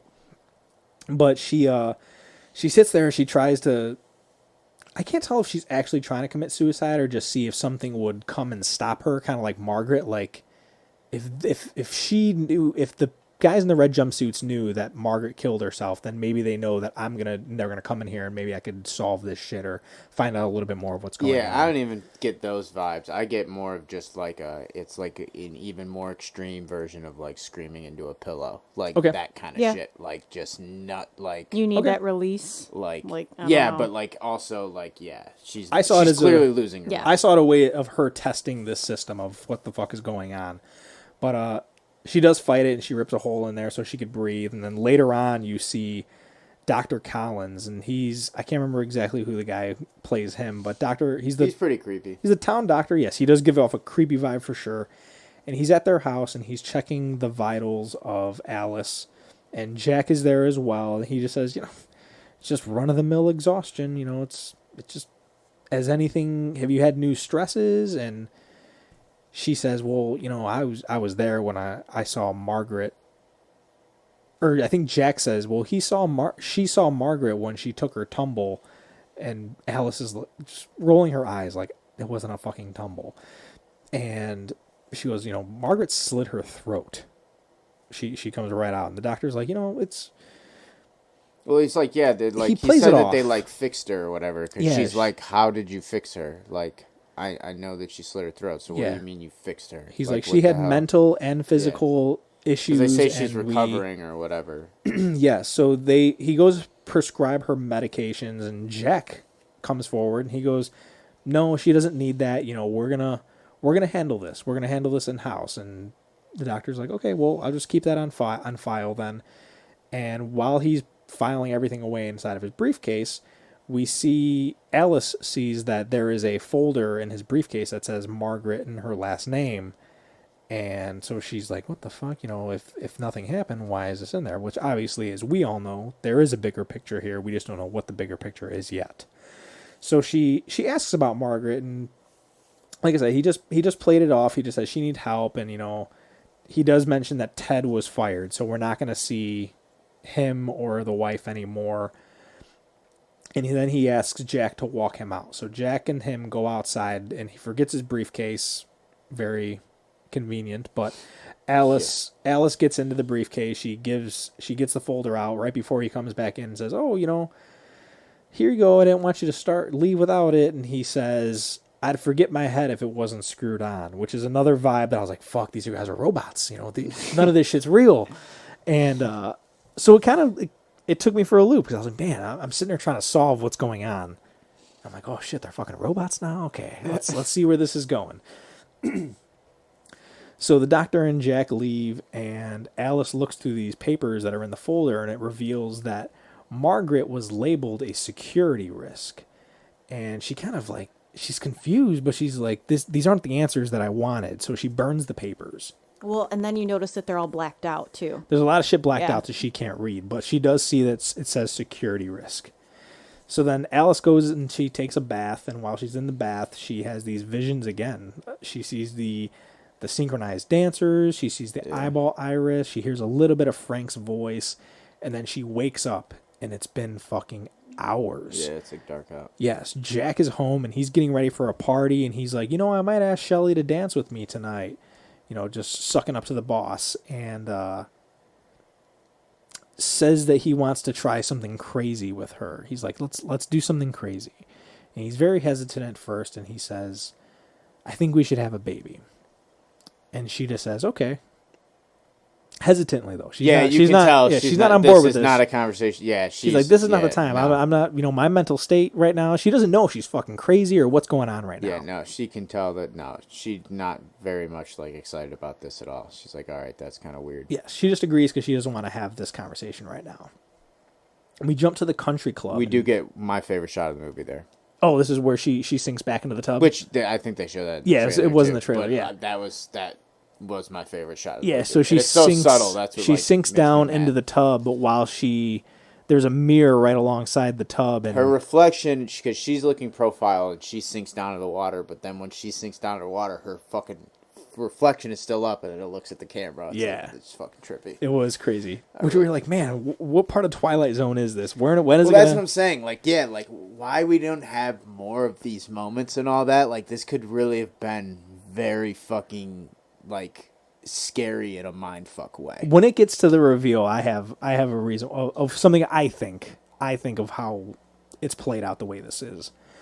But we jump to the country club as the next scene, and there is everybody in the town's there, all the neighbors, all the men, all the women, and Shelly asks Alice, how are you doing? And she kind of plays it off. She's talking to her, being formal, being excited, and she notices Frank, because Frank's sitting in the corner.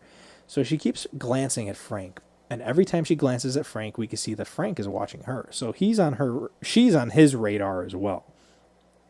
Shelly comes on stage and she says that she has a gift for Frank and for all the men, and it's a burlesque dancer who dances and gets into a giant martini glass, and it's very provocative. And while this is happening, Alice recognizes her from... She's one of the dancers. That's one of the synchronized dancers in her visions. And she also has this is also intercut with visions of Margaret slitting her throat and falling off of the roof. And she starts crying in the middle of all this happening. She starts having, like, a mental breakdown. Yeah, she's having an episode for sure. But she snaps out of it, and the fucking men are just going nuts for this burlesque dancer. And it's very... It's like 1920s. Like, she's like in a big, like, fake thing of champagne, and they're pouring champagne on her. She's not stripping. She's, like, very much clothed, but in, like, flapper type. It's the Marilyn Monroe type thing, where, like... Until the end, then she's just got fucking, like nip covers on.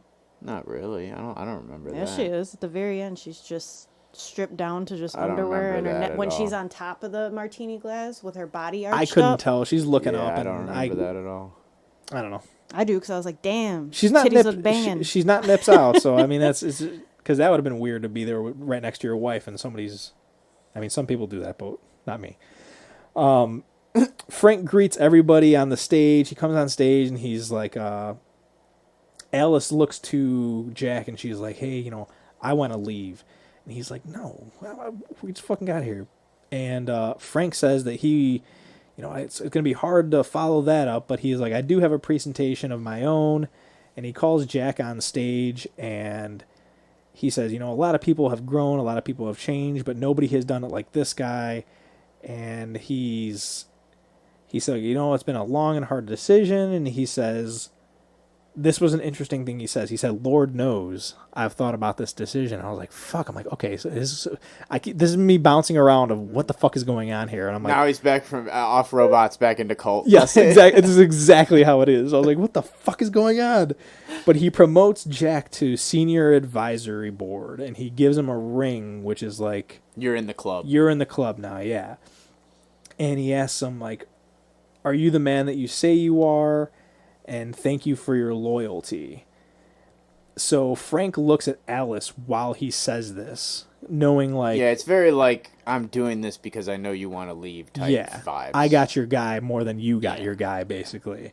And Alice cries. She has an episode, not an episode, but she cries and she goes to the bathroom and she leaves this whole thing and she has visions again. But this vision's different. it's a vision of petting somebody's hair, and the voice of Alice saying, "Don't worry, you'll find another job," is what happens. But it's just a close-up. You literally see the hair and fingers. That's it.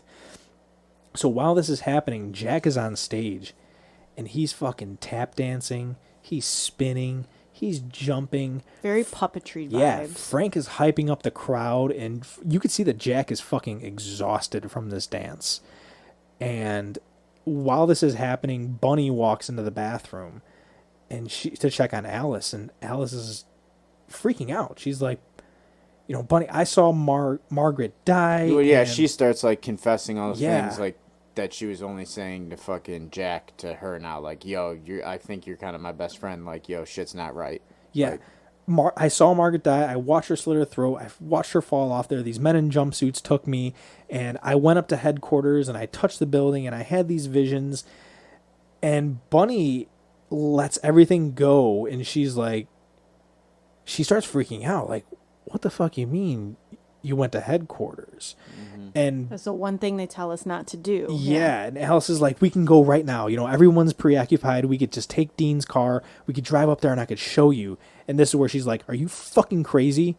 You sound like fucking Margaret right now. Stop what you're doing. You're acting like a child. And while this is happening, everybody outside with Jack and Frank, this is another culty thing. He's like, whose world is this? Yeah, and they're all they just do. saying, Our our world. Whose world is this? Our world. And it just fucking ends with that. We go to the next morning, and Alice is making breakfast, and Jack tells Alice that he'll be working right aside Frank. He's just talking about the promotion, and he's very excited, and you can see that Alice is just in a trance of some type. And in the middle of this trance, it just jumps to that night. This is kind of a weird one of those things where I'm like, whoa, it just went from day to night, just went from breakfast to fucking dinner time just now. So this is a bad part of the story for me. This didn't make much sense. But we see that Peg and her husband are here at Jack and Alice's house. Violet and her husband are over for this party as well. And then Frank and Shelley show up.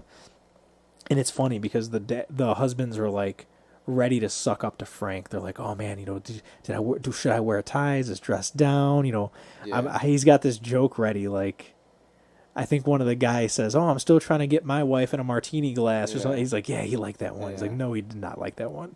It's funny because they're starstruck in a way. But Alice is acting normal, and it was kind of throwing me off. Like, what the fuck is going on with her character? But she's prepping the food, and while she's prepping the food, Frank comes in, and he's making small talk. What it seems at first, because he goes, "Oh, rumor is you guys are trying to have a baby. It'd be nice. Hopefully it's a boy." Hopefully it's a boy." And he apologizes he goes, "I'm really sorry that Bunny didn't believe you," and that's where you're like, "Oh shit, Yeah. what is going on?" I thought he said it'll be a boy. I heard that, and that's when I was like, No, I thought, how would you? No, he said, "Let's hope it's a boy." Yeah, Oh, that's okay. what I thought it was. But he says, I'm really sorry that Bunny didn't believe you, but then again, you didn't believe Margaret, so who would believe you? And you're like, oh shit, he how does he know? Did Bunny tell him? What the fuck is Big going brother. on? And he tells her that he's been waiting for somebody like Alice to come along and challenge him, which is a part where you're like, I sat up in my seat. This is where I went from like laying down and reclining to like, okay, I gotta sit up. What the fuck is going on right now? Is where it got a little more intriguing for me to try to figure out like what is he doing? What is he saying? What's his goal here? And they all sit down for dinner, and Frank is sitting at the head, and right before Jack could sit down, Alice steals the seat at the other head of the table. And everybody notices this. Everyone's like, oh shit, what the fuck is going on? The men sit at the head of the table. But Jack sits down, and Alice asks Violet where she's from. And she says, oh, from Philly. And she's like, oh, wow. Peg is from Philly as well. And as Alice says, seems like everybody's either from Philly or Baltimore or Chicago. And they say, yeah, that is pretty funny. And Frank is just letting all this happen. This is what you're thinking is like, this is the challenge that maybe he was hoping for. But we can see that he's got a little bit more of a plan to him. she says that where did you guys take your honeymoon? And they all say the same place. And he's like, yeah, it's odd because it seems like everybody goes to the same 3 places. And Bill just says, yeah, I guess those are popular places though. So they kind of got that in their corner. I'm like, okay, yeah. So Alice asks Violet where and how she met Bill, and she says, "Oh, was it on a train?" Yeah, she's like, I bet it was on a train. Yeah, and you dropped your ticket, and Bill picked it up. Isn't that crazy? Because that's the exact same way that Peg met her husband. And Peg says, "Yeah, that is kind of interesting."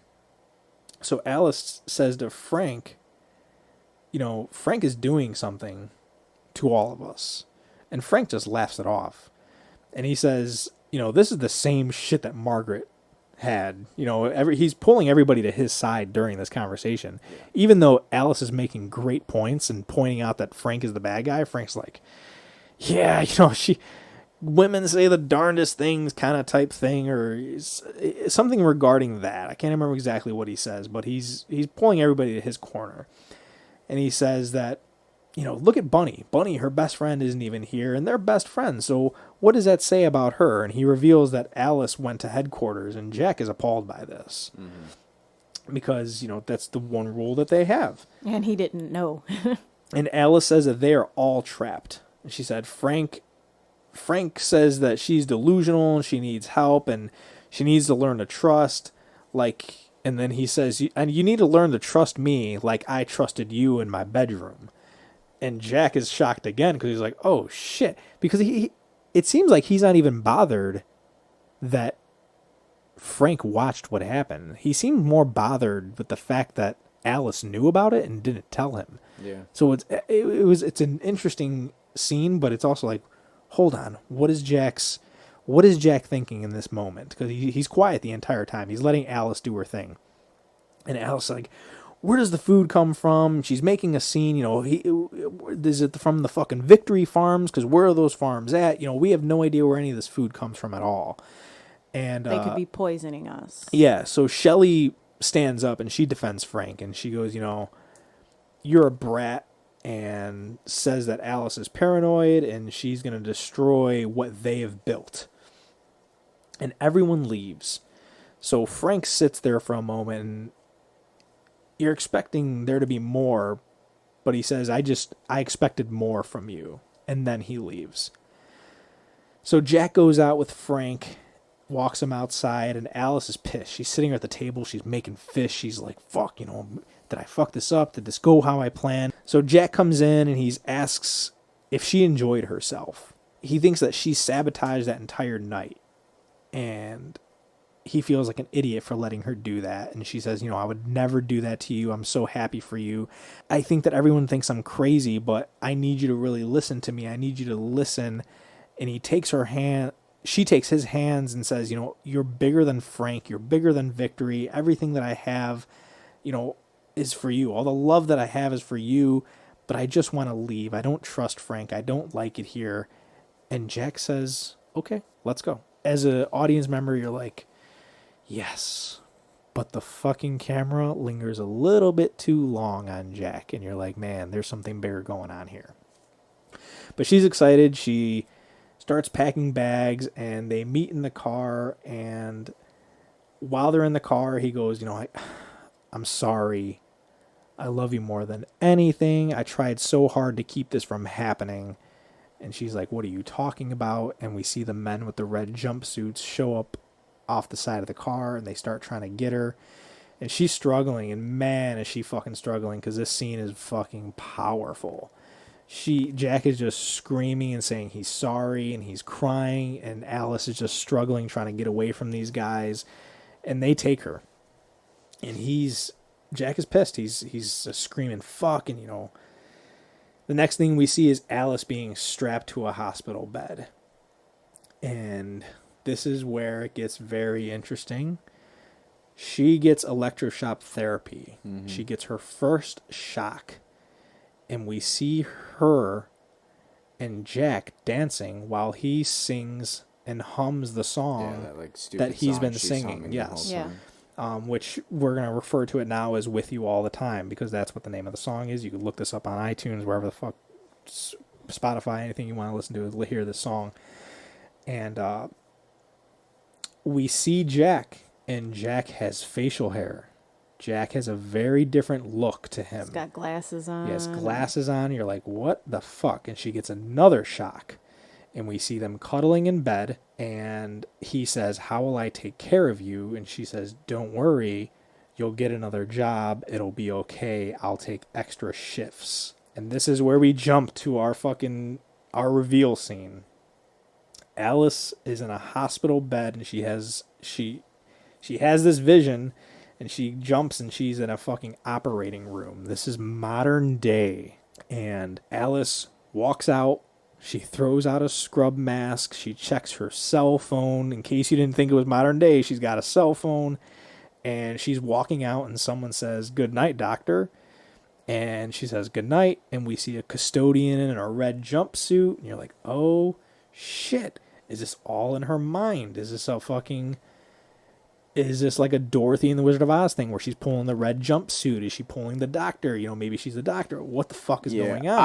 I at this point was like, okay, this is what she did before. They're getting like kidnapped or whatever and like brain wiped and put into this 60s fucking society type thing, right? Like that's where I was at when this, like right around this point. Okay. And then we see Alice, and she enters this apartment, this crappy looking apartment, and we see Jack, and he's sitting there, and he's unkempt with facial hair, and he's sitting at a computer. Looks like he hasn't showered in days. Yeah, he looks pretty grimy, and he's sitting at a computer, and he mentions to her, I'm hungry, and she says, what you didn't eat? And she says, no, well, I texted you and you didn't answer me. And she's like, well, yeah, you can't have fucking phones in the OR, Jack. And she goes to the sink and she checks the hot water, and he's like, yeah, it's not fixed today. And she says, well, if I don't have hot water, that means I can't shower, so I'm just gonna go to bed. And he comes up behind her, and he tries to fool around a little bit, he's not romantic about it, but he's insinuating, like, well, let's have sex, if we can't do anything else, we have each other at least. And she says, no, I'm fucking dirty. I sewed up 12 people today. I worked 30 hours, and I got to be back to work in a few more hours. So I'm going to bed. So he's standing there with blue balls, and she goes to the bedroom. Shuts the door. Jack is sitting there at his computer, and he's listening to a podcast or audio of some type of audio, Yeah. and it's Frank. And Frank is saying, is anyone truly happy? And while this is happening, we get some cutaways of Alice in the hospital bed.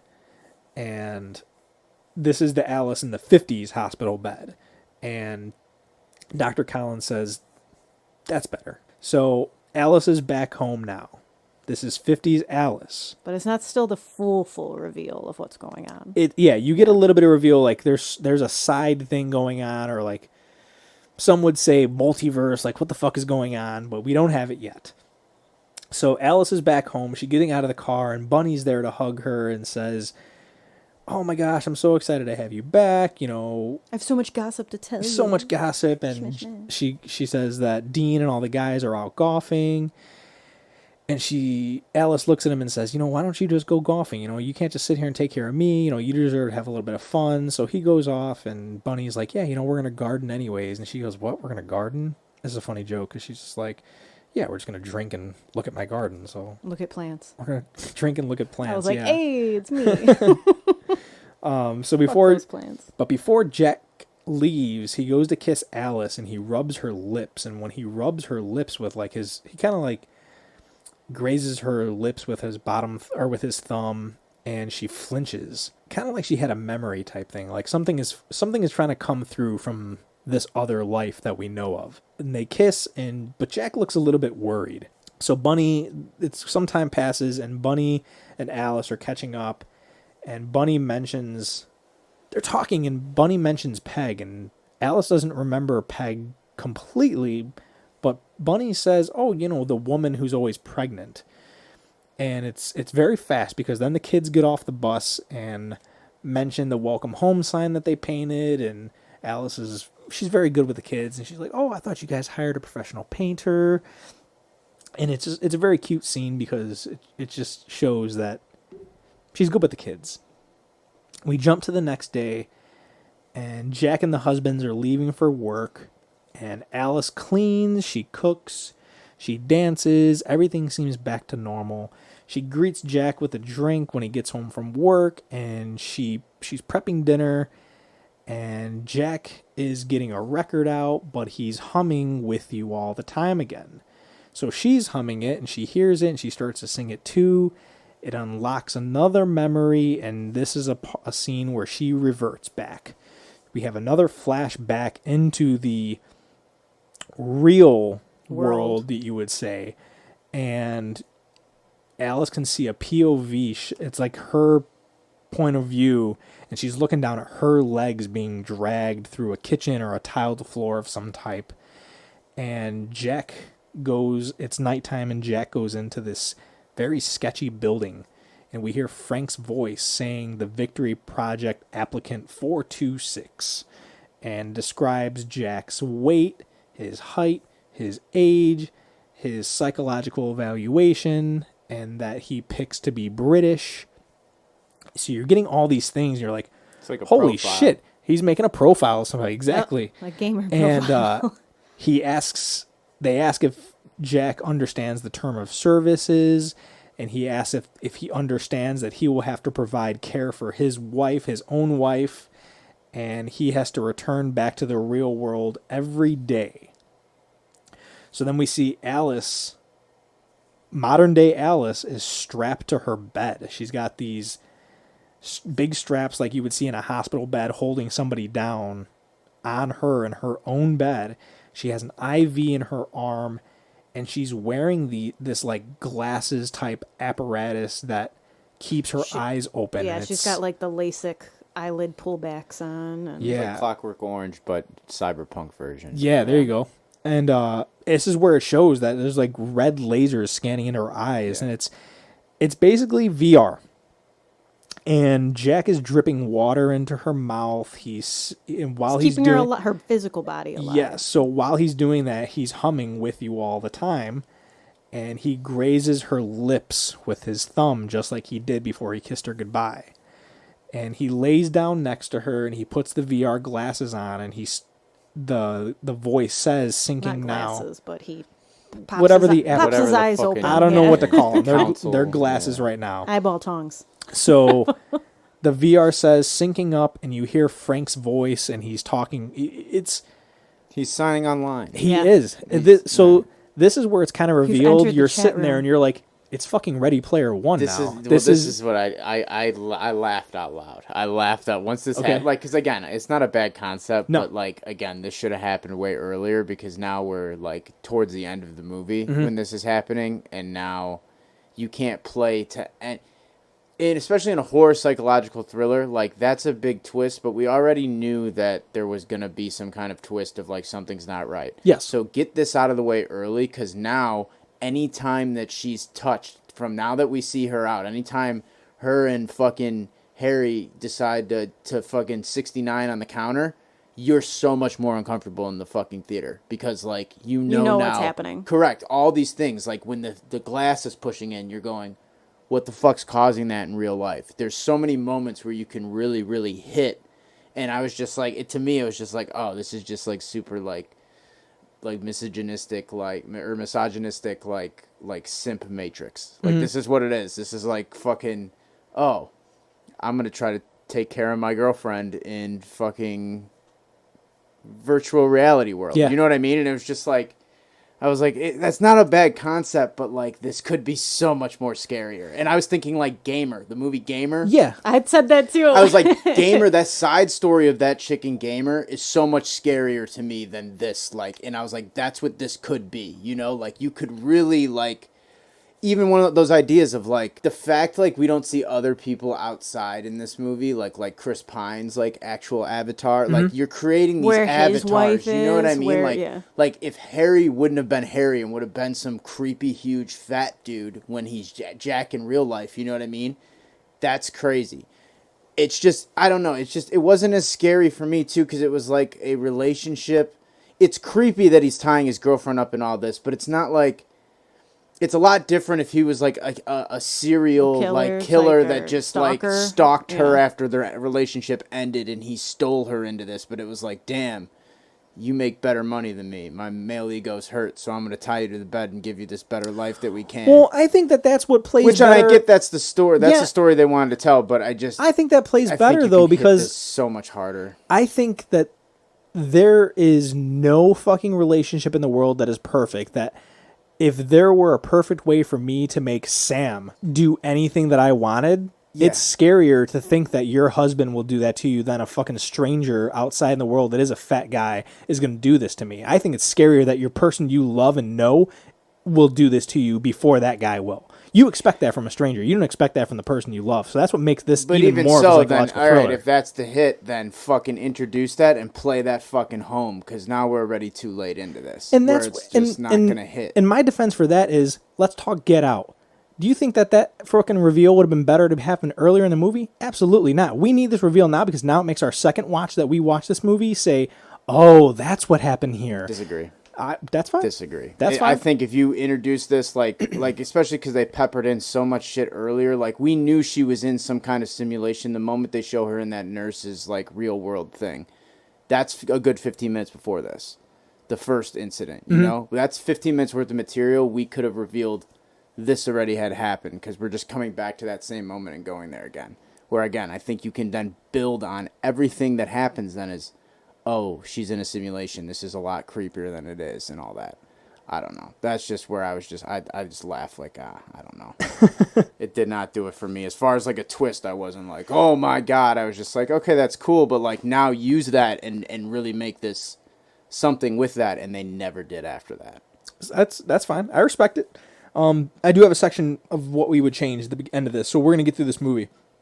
So back in the 50s, we're back in the 50s and Alice is freaking out because she has, you get this vision because she knows something is up, but this is all told. Obviously this isn't vision she's having of her laying in the bed. This is just something that we're seeing as the audience of things that are happening.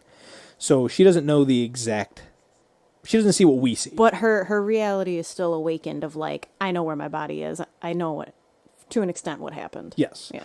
So 50s Alice is freaking out and Jack walks over and he's like, oh, just relax, just breathe. You're just having an episode. And she goes, no, what did you do? And this is where he realizes that she knows what the fuck happened or what's going on. And he tells her to calm down and she says, what the fuck is going on? And he says, I love you. You were miserable. I did this for us. You were a doctor. You work long hours. Yeah, it's just that bullshit of like, oh, you work a lot. This is our way of giving you a better life because I didn't have a job. That, like, in a nutshell, that argument. Yes, it is. I didn't want us to be miserable anymore. Yeah, that's all that is. It's not necessarily us to be miserable. He didn't want to be miserable. He didn't do this for them. He did. Well, he does in his mind. Yeah, in his doing mind, it he's for making them, it better for essentially. both of them, though. But she says, I loved working, and the best part about it was that it was my life. And he says, this part's in the scene, or in the trailer, you see that he's screaming. He's like, I gave this to you, all of this, this is from me, and Frank built this so that you can live the life that so we can live the life that we deserve. And he says that, it's worse for me because I got to leave this place every day to make money so that we could stay here. And I fucking hate it. And you get to stay here and be happy all the time. And Alice says Jack made her feel like she was crazy. He's like, she goes, you didn't trust me. You made me feel like shit. This is not what I want. But now that she knows that they can stay here, he says, now that you know that, we could stay here. Now it'll be easier. We don't have to lie. We could just stay here and be happy. And I could leave when I have to, basically. And Jack is hugging Alice around the waist.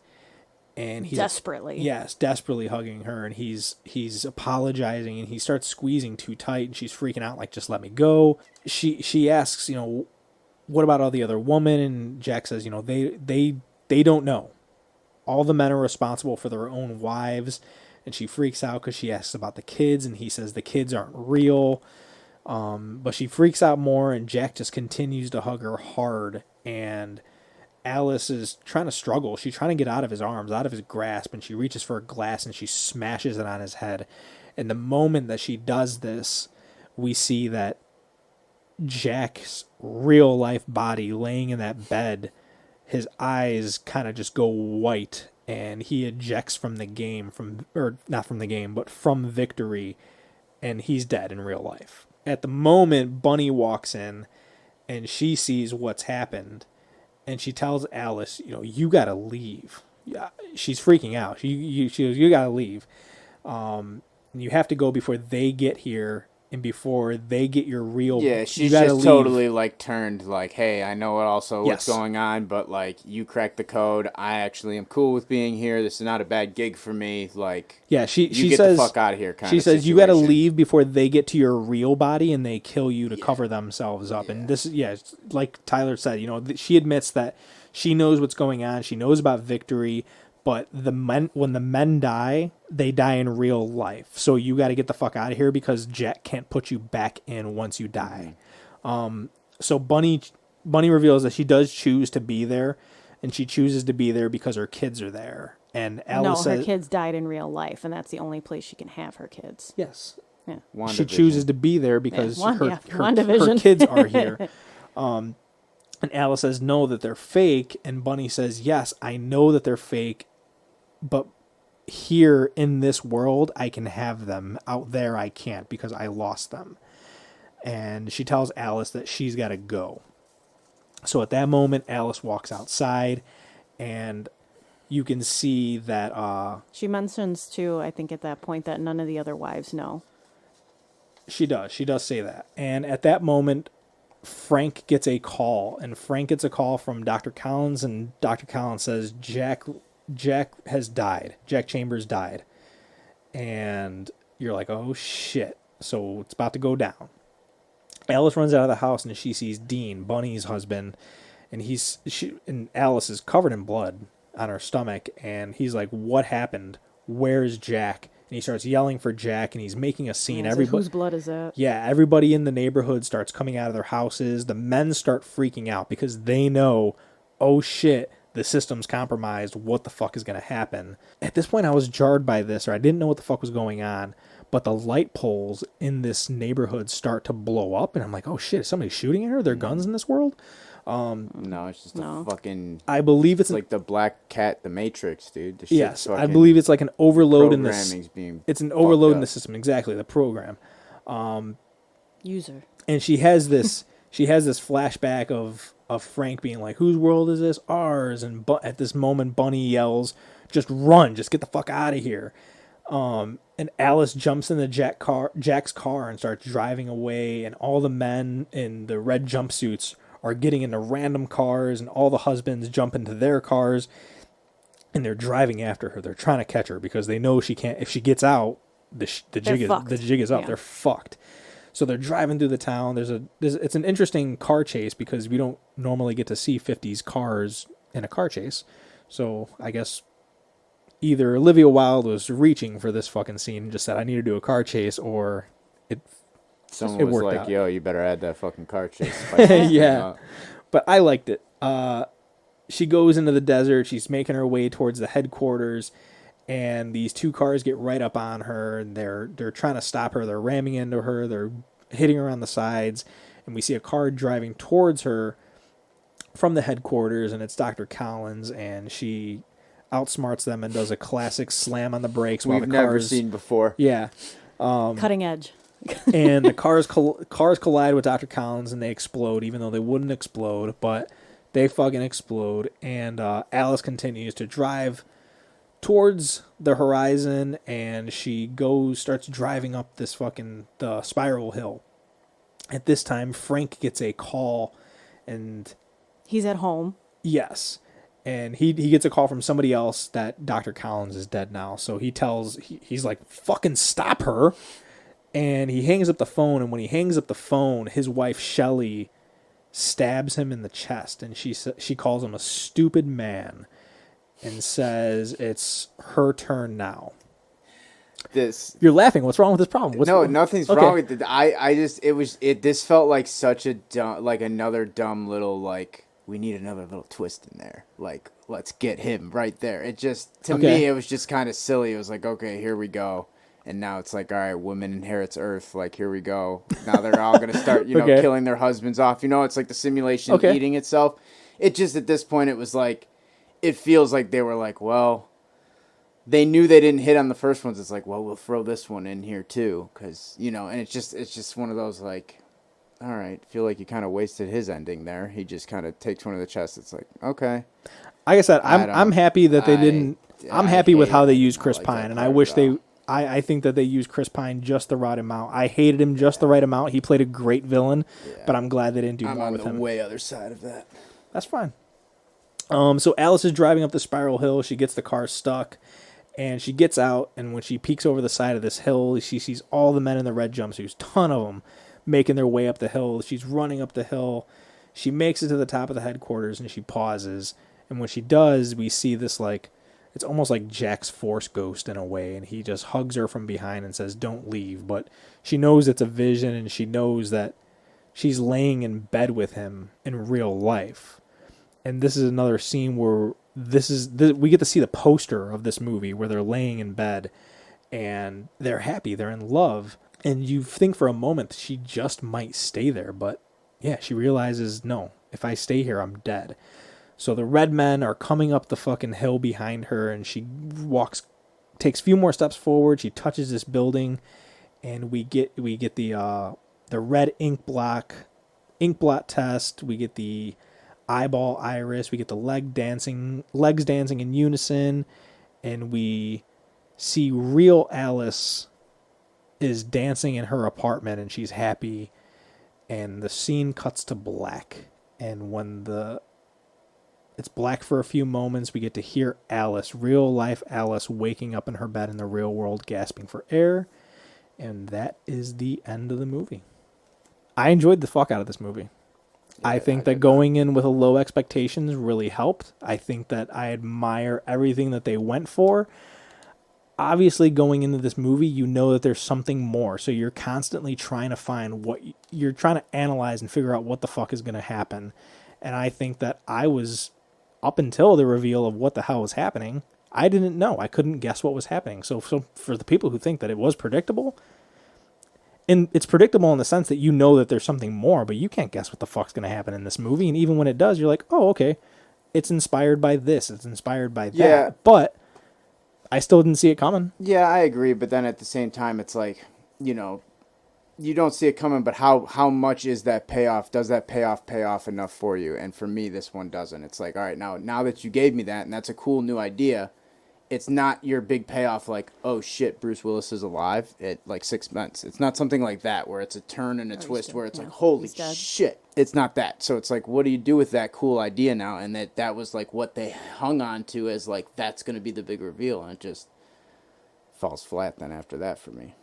I think that it being an evil version of Ready Player One, or yeah, but there's so many games and so many things that do that kind of, like, you don't play games, so that's a different thing. But there's so many like AI, this type bullshit game things that go on that it's like that are done in like creative ways, like that it's just like the fact that they're just in an AR thing, like you need to do something with it, like, and we can get to it, like you said, like the fact that we don't have some real, like, symbolism, what they want to say about the plane and all that, but there's not enough things that are crossing over to make this feel like really like, oh, this is, some kind of continuation, or some things are blending from that world into the other, because she is an active person in VR in a real life setting. It's not like they have her in a bubble room. She's sitting in an apartment strapped to a bed.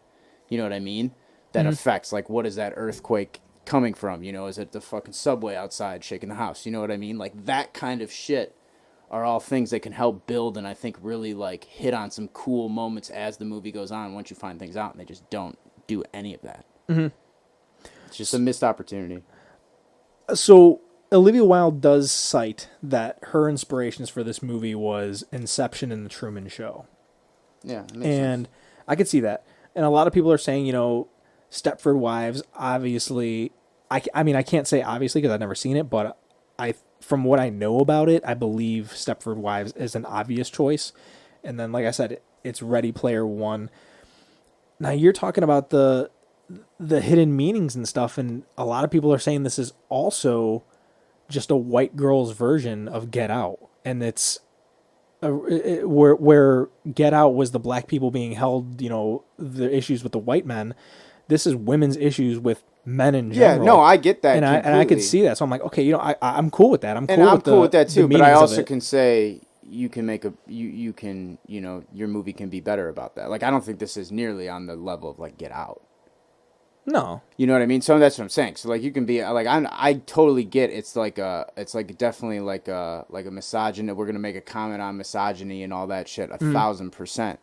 But I think it's definitely you can bump this up and really get that across and make it more of that horror sci-fi thriller without than just what it was. It's definitely the base of I see it as, since it's all strictly men, like that's a main message of like through history men think they know what's best for women. Like we know what's going to make you happy, and it's like no you don't.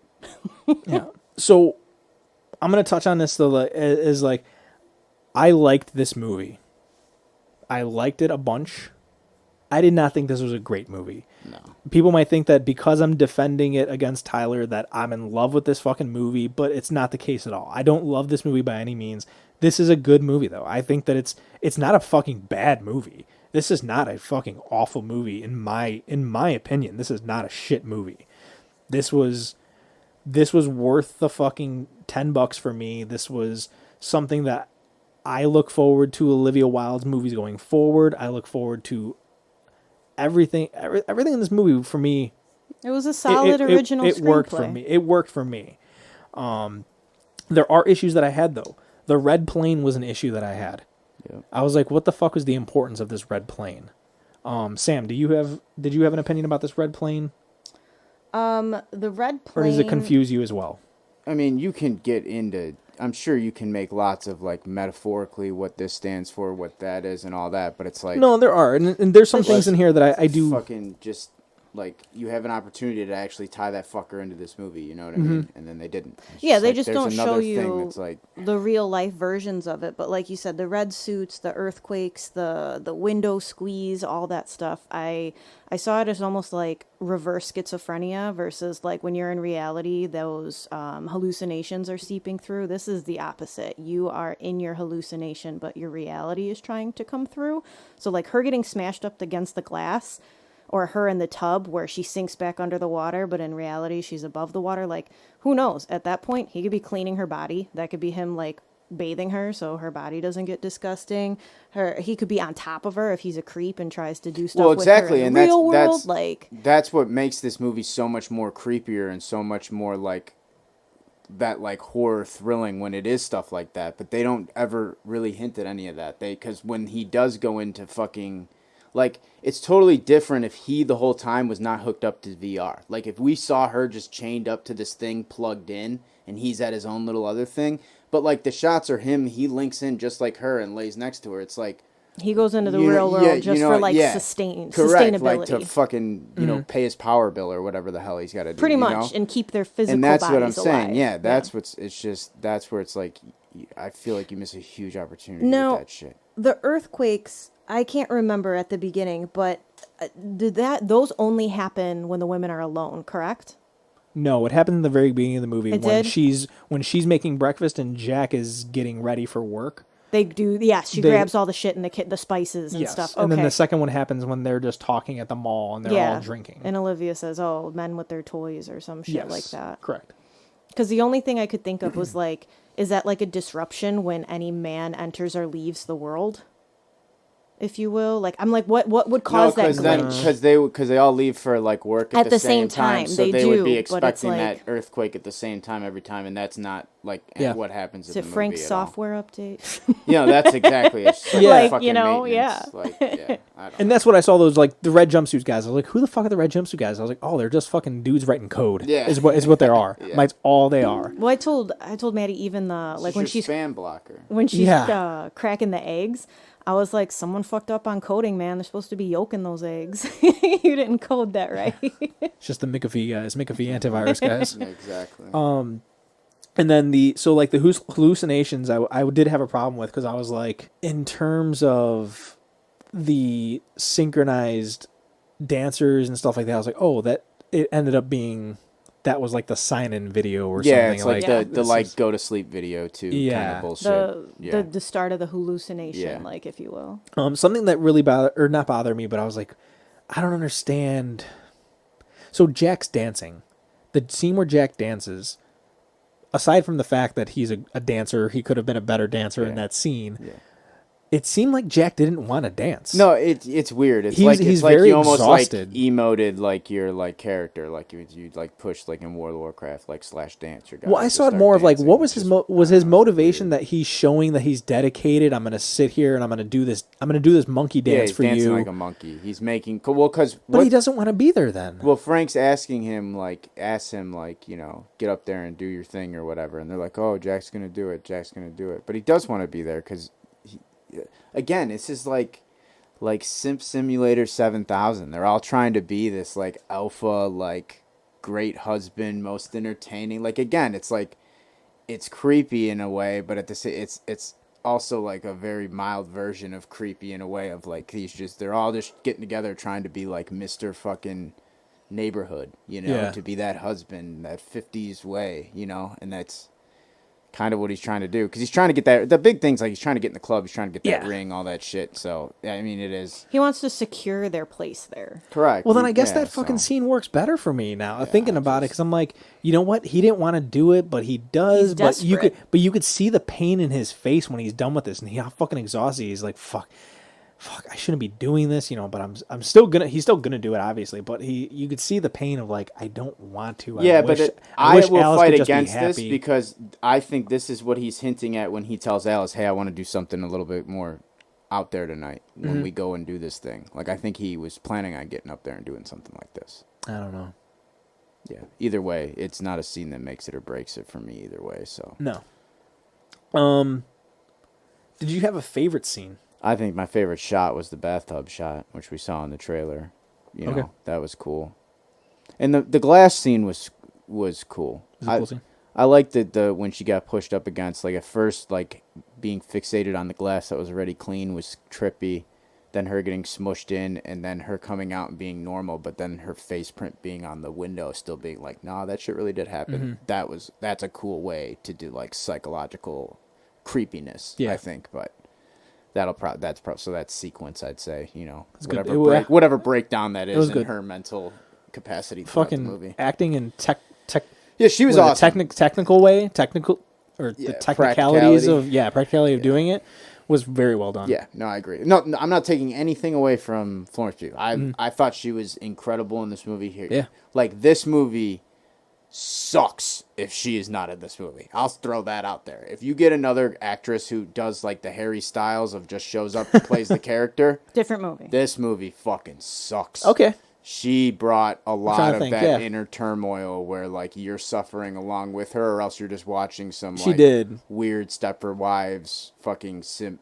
Yeah, I told Matrix soap opera. I told Sam, I was like, this is a movie that in reality, if you put this movie on mute the entire time, didn't even have subtitles, I can watch it and I know everything that's happening just from fucking Florence Pugh, just from the way everybody acts. I know exactly what's happening in it. So in a way, it's a win for me as well, because I'm like, you know what? I don't need anything in this movie just to watch them, and I still know what's going on. I think if I put this on mute, I would be quicker. I'd fall asleep faster than if I was watching like golf on mute, dude. I would be Jesus Christ, out. man! Even visually, you said you like it though, Yeah, so I there's do, still something but to see. No, Better no. than golf, that's for damn sure. I don't think this movie's that. I think it is quite slow and quite. It's long. It's a long movie too. It's not Batman. It's long, and it's, again, yeah, I think it's long for the story they were trying to tell without getting more into it. And the last 15 minutes is rushed no matter what, but I think it's a 2-hour movie that probably with what they have revealed and all the ways they went about everything could have told it in an hour and a half. Like, that's my opinion. What was your favorite scene, Sam? Florence Pugh in her half see-through white dress. No, seriously, but she's fucking beautiful. But I liked the end of it. When Jack goes to put the record on and he starts like humming the song, like I think her reaction, like going back to her just without saying anything, her face of like the click, like you see the click of like motherfucker. Like I liked that just right there, the tying it all together. I liked that scene. I loved the scene where she's being taken by the men in the red jumpsuits out of the car because her fucking acting in that scene too. I was like, oh, I wanted to jump through and help her. I'm like, oh my God, just screaming, help me. And it's intense. And him crying and saying, I'm sorry. Like he doesn't want to do it, but it's what needs to be done because that's what he says to her. Like, I didn't want it to come to this. And I'm so sorry. And that scene for me, I was like, oh my He's God. trying to keep the dream alive. This was a good scene for me. I don't think we need to discuss who the MVPs of this movie is. No. I think we all agree on Florence Pugh, 100%. Expectations. So I went in with low expectations, and they were met. I mean, yeah, I went in with pretty low, and like I said, I didn't. So did it not meet your expectations, though? It hit it, but it was just like, yeah, this is... You expected more. I had went with low expectations, but you wanted still more. Had an idea of like, all right, well, this should be, they still are getting some clout for this reason and that reason, and none of that was hit for more me. so like they could have done so much more type of thing. Oh, yeah, like I said, yeah, but I had low expectations. I wasn't expecting the world, but they just weren't meant for me. Okay. So then in terms of... What do you think the biggest change they could have done that could have made it better for you? I've already said it like a million times. Like do you want a faster pace or do you want a shorter film? Like, what do you think would have made it? If you're gonna make the same shit, then sure you can shorten this movie. But do you think you would have liked a shorter film, or do you think you would have liked a reveal faster? If they do the reveal, you have to add other shit. Though I'm saying, like, you can't just change the reveal to where it's at and let the same movie play out. And I think it's a worse movie. Yeah. Okay. You would need to add stuff. Like I'm saying, that's what I'm saying. So what do you think would have done the best for you then? If they like I said, you make the big reveal sooner, but then you play into all of those factors of, oh, we know now she's asleep, but she's now still in this simulation going through all these things. Now everything that happens to her, we're now associating with something that's going to happen to her in real life. Or whatever. Show some of those crossovers of what's happening in real life. Because now the two fucking worlds are starting to merge and create, so you get all of those opportunities to really fucking pace and build that up to where she's trying to break out of this fucker. Versus shit, even if they did an ever so slight montage of where all those other women's bodies are. That's what I'm saying. You show fucking Chris Pine as some like fat bald dude, like fucking chilling recording somewhere. his like one, you know what I mean? Like that, like you can get real creepy real quick with this, and I don't know. That's where I think they could have improved immensely on this. Okay. That'd be good. Sam, do you think you would have liked anything different? Yeah, I mean, I would have liked to see more of the real world stuff. I liked the movie. I'll rewatch it, but not much. Like it'll probably be it's a good movie to just throw on at night for sure. No. Other than seeing a little bit more real world stuff, I'm okay with it. I don't want the real world stuff. I don't need the real world stuff to make sense.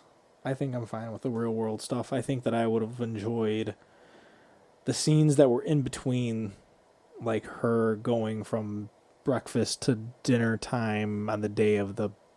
I wanted something in between, like maybe more clicks of like, okay, not necessarily needing the things in the real world to add up to this world, but I wanted something more of the 50s world in terms of something from that world trying to come through, and she's trying to piece it together. So I guess more of her detective shit on this side of it all. Yeah, would have worked better for me. I guess I that just goes into questions of how the technology works and how it works with wiping their brains, because one thing that came up was, at what point do they notice that Peg's always pregnant? At what point do they notice that Bunny's kids don't age. Like, you know what I mean? Like, is that part of their programming that all of this shit goes unnoticed? Well, I think the But men that's know, just but a- yeah, it's the women part. Maybe it's just a software update of like, hey, every month we got to fucking put them back to 15.1 or... But if anything, that would have just been cool to see someone to finally be like, wait a minute. Your kids have been the same age for like how long now? I mean, that's just the technical aspect of it all. Yeah. But yeah. Yep. So, would you say this is a low tier for you then, Tyler? Yeah. I think it's a middle for me. I go middle. Okay. It's not high. No. It's not high. Like I said in my spoiler-free review, you probably don't have... No, you do not have to see this movie in theaters. No, but I think that- actually am on the fence of like I would not spend money to see this in theaters, and I don't think the theater definitely does not enhance this one bit as far No. as like. So that's my kind of. You don't need outside to of- see this on a big Outside of trying to maybe avoid spoilers, outside of maybe trying to avoid spoilers would be the only reason that people should see this in theaters now. But I think that this should still be something that people see just because of the cloud that it's gotten, and people should just see it to make their own opinions about it and decide, you know what? From what it seems like, people are not loving this movie. Mm-mm. It's either you fucking hate this movie or you just like this movie. And I'm in the group of I just like this movie. I don't think it's as bad as what people are saying, but people are all entitled to their own opinions. That's why we're here. Before we started this, I was trying to find a group of 3 films because we always do like a top 3 of some type. I don't even know how we got into doing this, but I was like, all right, cool, I kind of like this. So we're doing top 3 films directed by an actor or an actress. And I think Tyler and I started off, so we're going to let you go first, Sam. I did mine backwards. I don't want to say backwards. Make 'em forwards. I didn't. No, I did mine not off what I think the better movies are. I did off what I like best. I mean, yeah, that's your opinion. Yeah. Number 3, I have Elf, Jon Favreau. All right. It's a fucking great movie. Hell yeah. It's such a fun movie. My number 3 is going to be Jojo Rabbit. That is directed by Taika Waititi. I love Jojo Rabbit. Quiet Place, John Krasinski. Ooh, good one. That was in my list. Very nice. Sam, number 2. A Beautiful Mind by Ron Howard. That is one of my favorite movies ever. It was got quotes in our wedding ceremony. It's a fantastic film. Fuck yeah, it is. My number 2 is Whip It, directed by Drew Barrymore. The roller derby movie. It's a fun movie. I enjoy that movie very, very much. Matilda, Danny DeVito. Ooh, Matilda's so good. I love Matilda. I debated putting Throw Mama from the Train in mine. I'm like, Danny DeVito has some fun movies. He really showcases his fucking talents as a director, Yeah. too.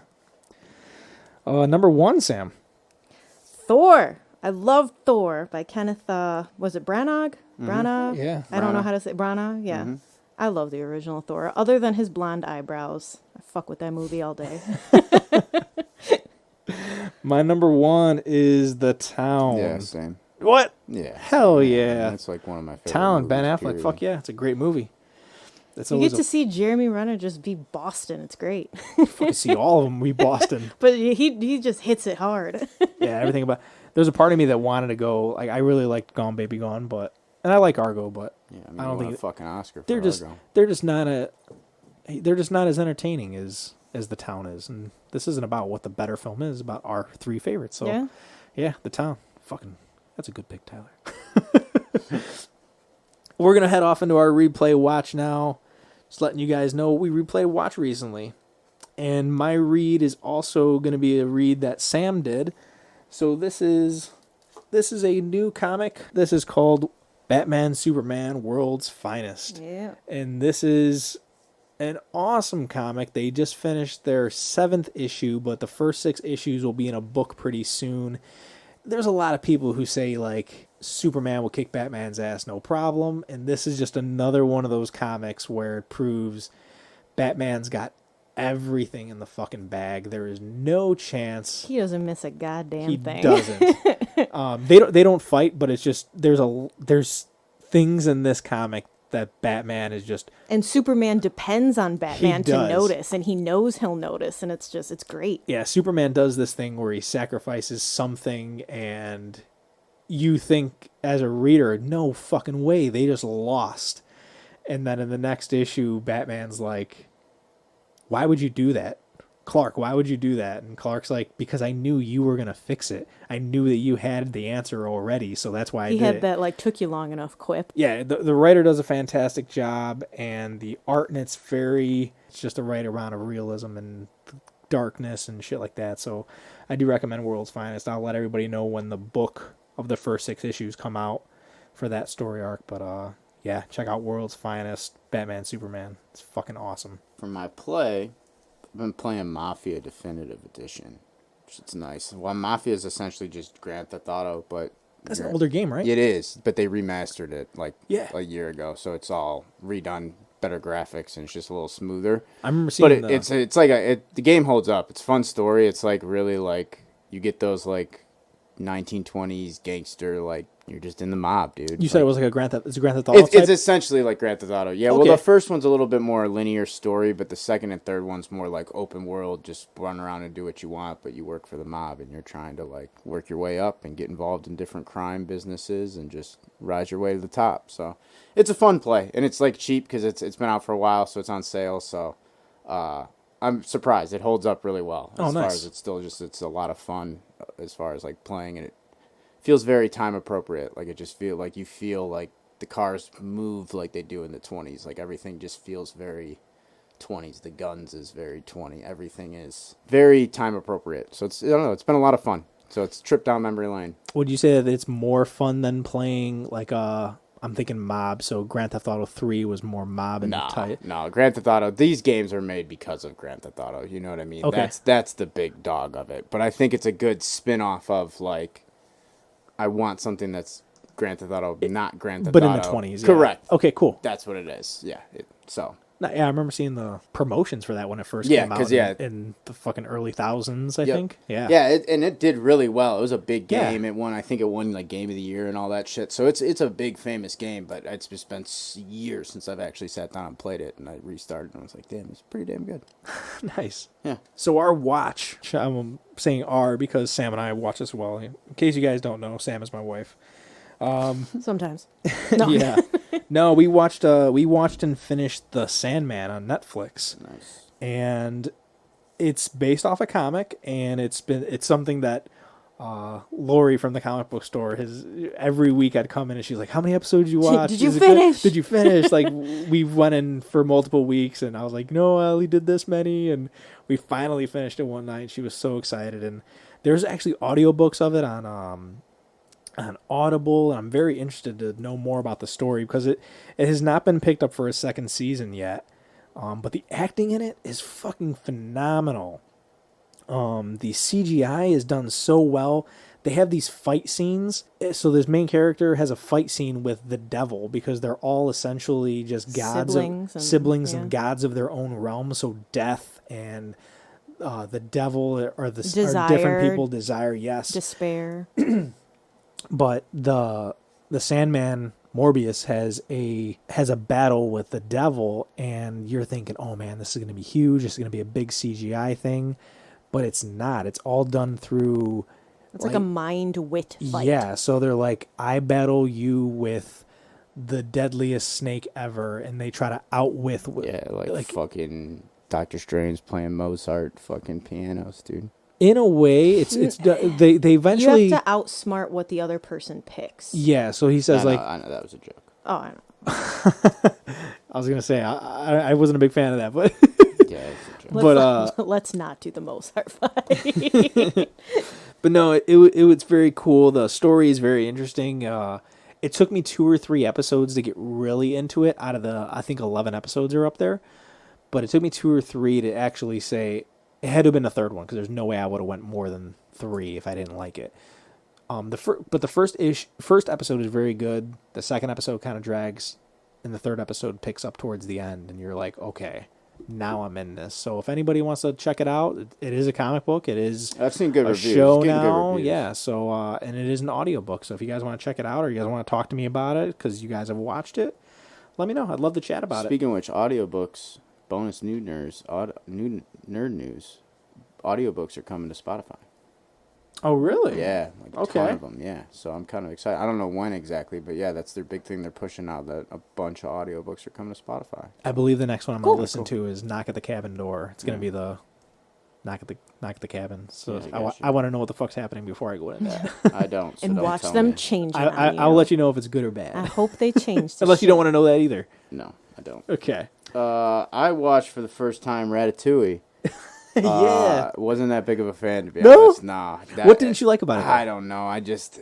Was it the story? Was the CGI? Because the animation's good in it. No, it's not. And again, like, I get it's a kid's movie, and it's just a lot of things where I was just like, I don't know. I feel like it just could have... I think it was built up bigger because everyone was like, oh, Ratatouille and all that. Like, music was good, but, like, I got some issues with fucking Remy. I got some issues with... whatever the other dude's name is. I can't think of it. Fritz or whatever the hell his name is. The bad guy or the... No, the bad guy's actually pretty funny. It was, dude, when he's on the bread racks. and Linguini? Yeah, Linguini. When the villain's Yeah, on the that bread guy racks and klutz. fucking lifts He's- and grabs the hat off of him, I laughed my ass off the first time I watched it. Like, I- he's on the fucking bread racks. He's so fucking small. Yeah. So, yeah, again, so it's not a watch like, hey, go watch this movie. I just finally saw a movie that everyone's Yeah. like, oh, you haven't seen that? And just, this isn't my week for movies. It's just not. I think on the realm of Pixar, Ratatouille is not up there for me either. No, it's not a top I don't tier think that it's Pixar, I don't no. think it's a bad movie by any means. If you're gonna watch it, check it out. But Yeah. I don't think it's a must see Pixar. I think it's better than fucking any of the Cars, but that's just me. No, see, I love Cars. All of them? I like 1 and 2 for sure. Okay. And then I think there's 4, right? I know I think there's there's 3 and there's for planes. sure. Okay.